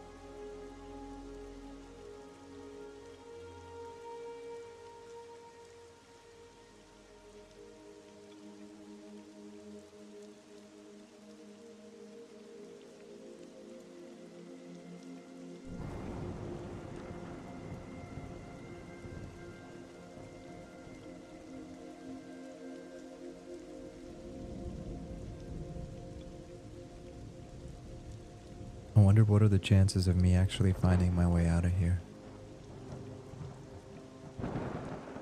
I want to go towards this tower though. So we're gonna keep going here until the rain stops.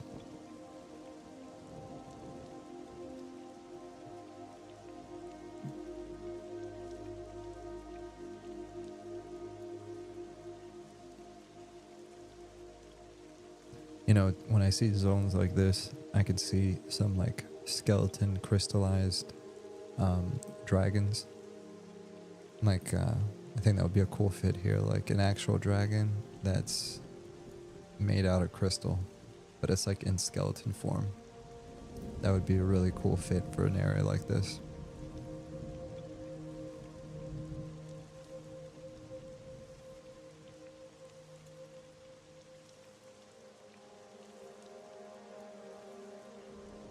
It's a massive zone. These zones are massive. I think Nick, and take what I'm about to say with like a grain of salt, Nick mentioned like by the time early access comes out in the first quarter of 2026, they will probably have close to 20 zones in game. So you have like Night Harbor, that's a zone. You have the Wood Elf Tree City. You have Sunkreet Pass. You have this one, Glass Flats. And you can just imagine like 16, 17 more zones on top of that. And with each zone being similarly huge like this one. It's kind of mind-boggling when you think about it. You're definitely going to want to have a druid on speed dial so that they can give you some sow or teleport you somewhere.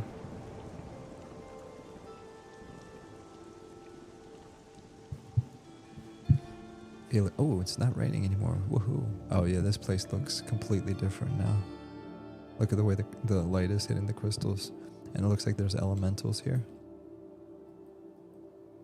Assault elemental. And it's also ready to attack. So Felix said Old Cebalus. I'm happy you like it. I got a lot of people telling me they love the name also. Yeah, it's a great name. It's very original. So there's a player right here. We got a little goblin.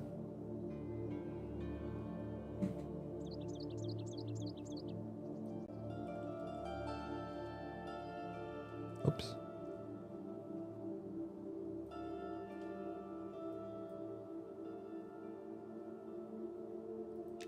Let's see what level he is. Ooh, Pollux. Nice. Shout out to Pollux, level 16 Shami.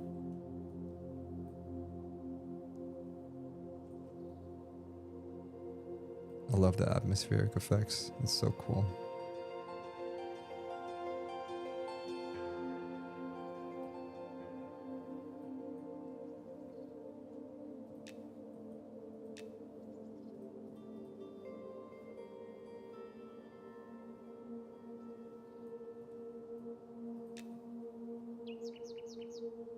Ooh, I heard a birdie chirp. Nice, I feel better already. Before that, I was feeling like I was gonna die at any minute from just running through here. Holy moly, what the heck is that? An ancient basilisk, ready to attack. What's crazy with this atmosphere stuff too, is like, when it passes over, you can't really see what's right in front of you. Max Ramus. Yeah, that thing is huge. Look at that.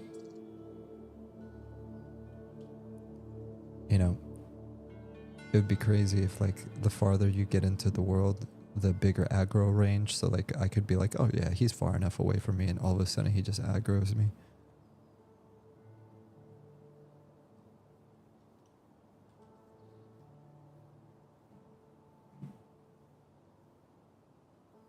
You guys seeing what I'm seeing?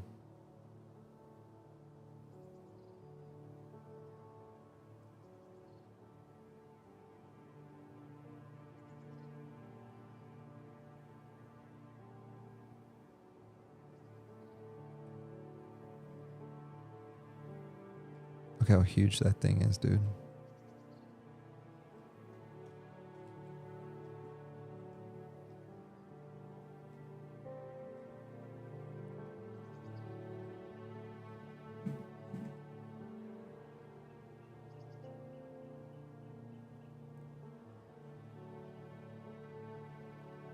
Let's take a selfie. Ready?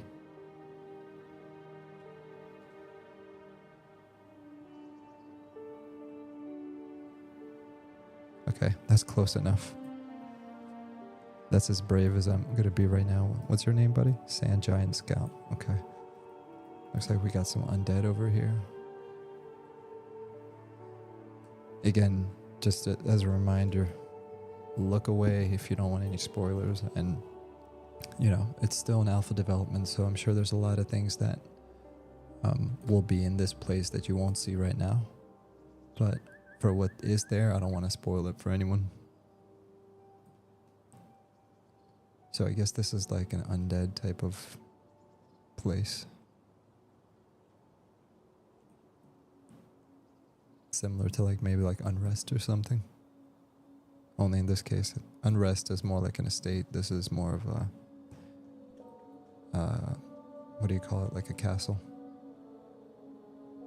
And it's all the way up in the mountain.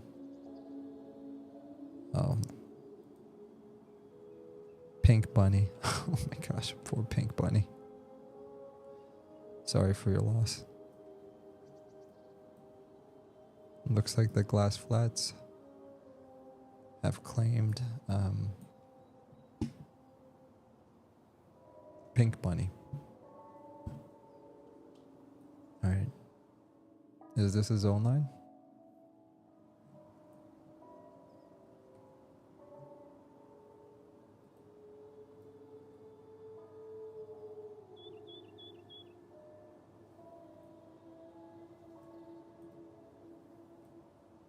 Not yet.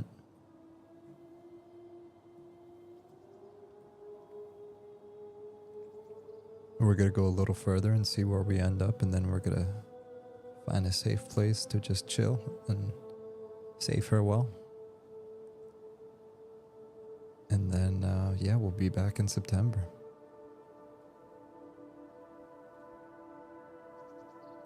I see some kind of entrance up there. What's that? A grizzled raider. Jeez, I don't know which way to go.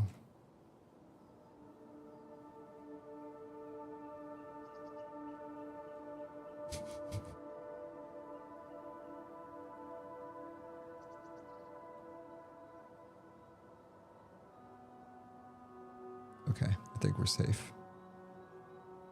I think we're safe. Famous last word. Pink Bunny is a guilty of mine. Oh, wow. That's hilarious. What a small world.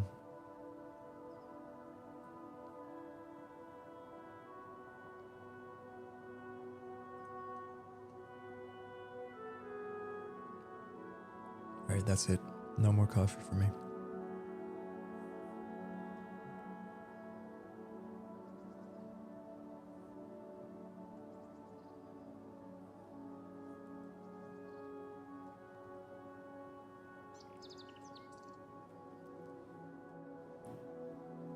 See some kind of skeleton ruins.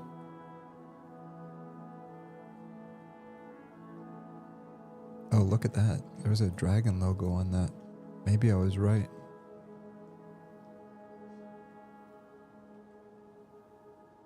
Interesting. Maybe I was right about the whole dragon thing, that there might be a dragon here.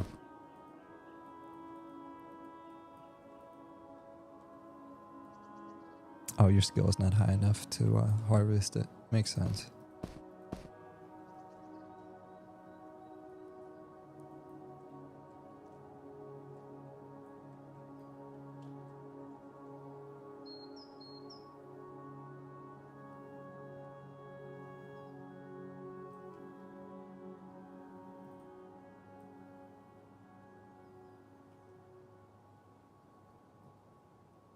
Cool.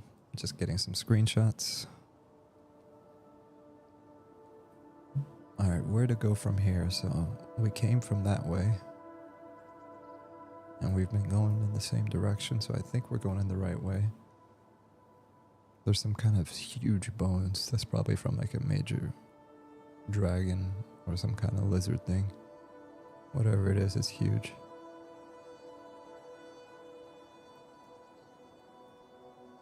Pink Bunny is guilty of mine, level 2 wizard. What are they doing there? Probably the same thing I'm doing. Just looking around. Trying to find out what's over here, and I guess they found out.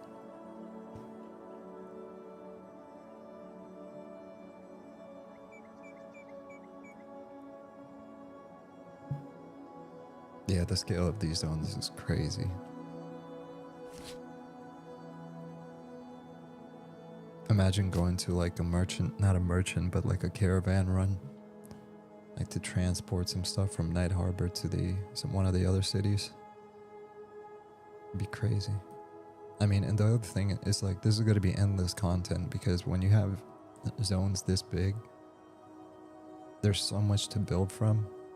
Instead of like, I mean, of course we want like other islands, right? If they launch another island later, an island gets discovered and that becomes like some pirate island, and we get another race, yada yada, you know, just like every game does. But what I like about their design methodology is there's enough room in what's already in the world that you can add on additional dungeons and places. Oh, good. And we just found a path. Sweet. Let's try not to die. So yeah, I'm excited to see what else they come up with in the future.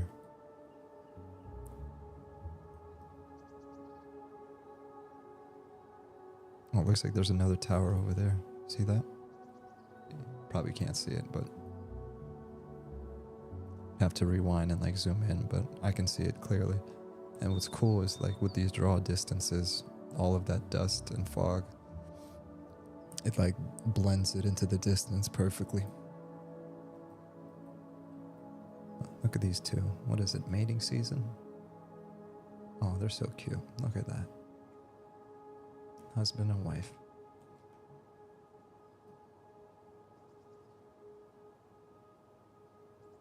This reminds me of not high pass, like, yeah, I guess high pass hold. It's the area adjacent to high pass hold where you go from high pass hold to like North Karana. Alright, we found a new zone. Eth, mother of Ether, is a sibling moon, says the star at the center of our system. So Eth is the sun, I guess. Alright, we are in Vale of Zintar.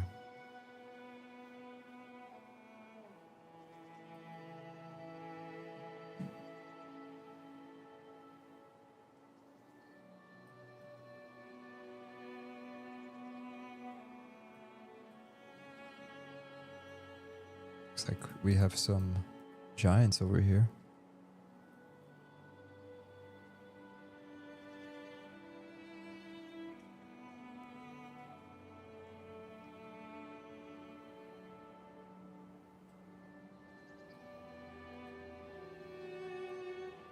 Clearly they're ready to attack, so probably not a good idea to engage them.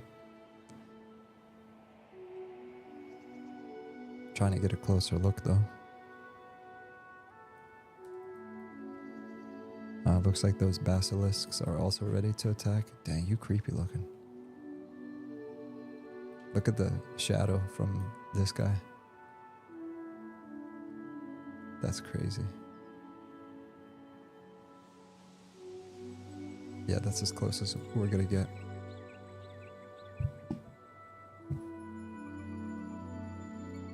Well, I gotta say, I'm definitely creating a long run for myself come September 1st. So the next playtest, guys, is September 1st.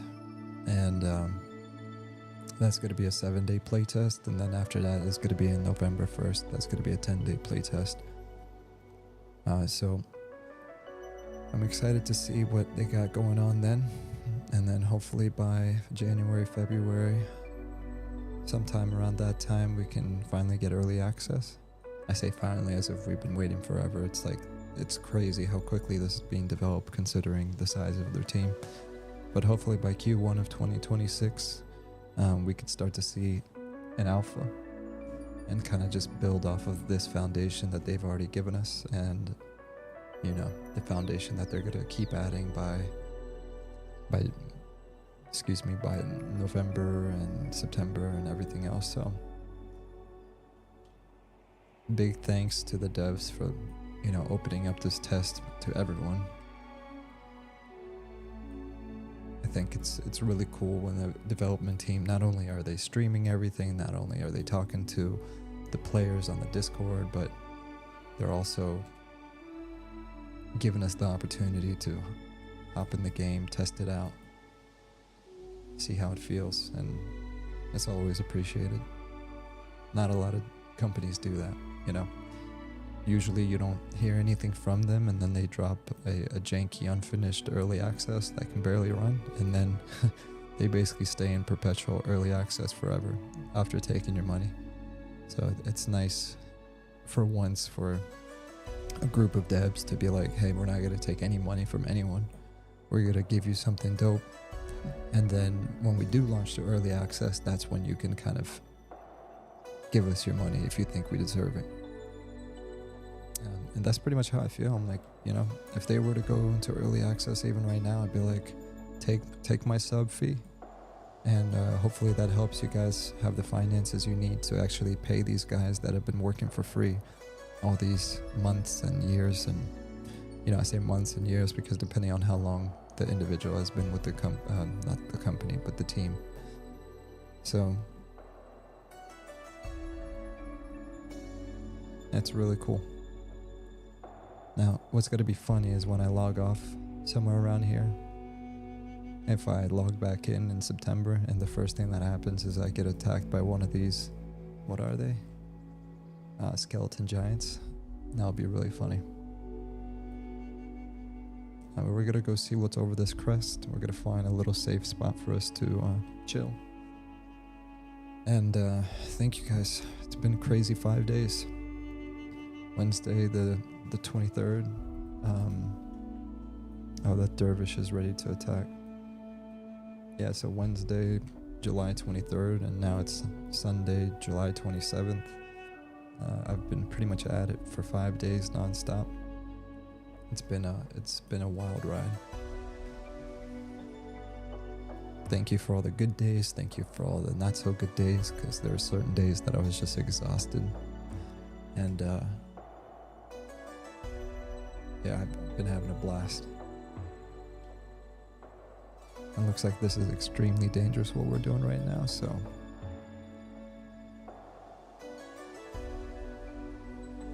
good thing these snakes don't attack. I can be grateful for that.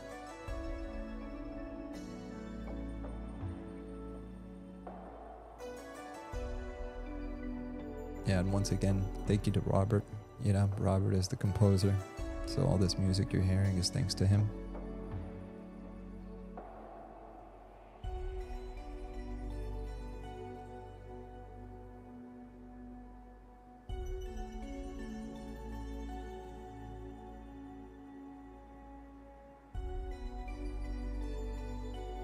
Alright guys, I think that's it for me. Thank you again. I appreciate you guys. Goblin, you're amazing. We were complimenting you on your concept art and pretty much the rest of the team for the masterpiece that you guys have given us and continue to work on for us. And yeah, chasing off into the sunset. It's going to be a great 2026. It's going to be a great rest of this year. It's one of those things where we have a lot to be thankful for. Thank you, Felix. And thank you, Mogwai. Thank you, Chris. Thank you, ClownSheep22. Bless Play 7. Chris, great questions. I hope Eminem works out for you and that you continue to check it out.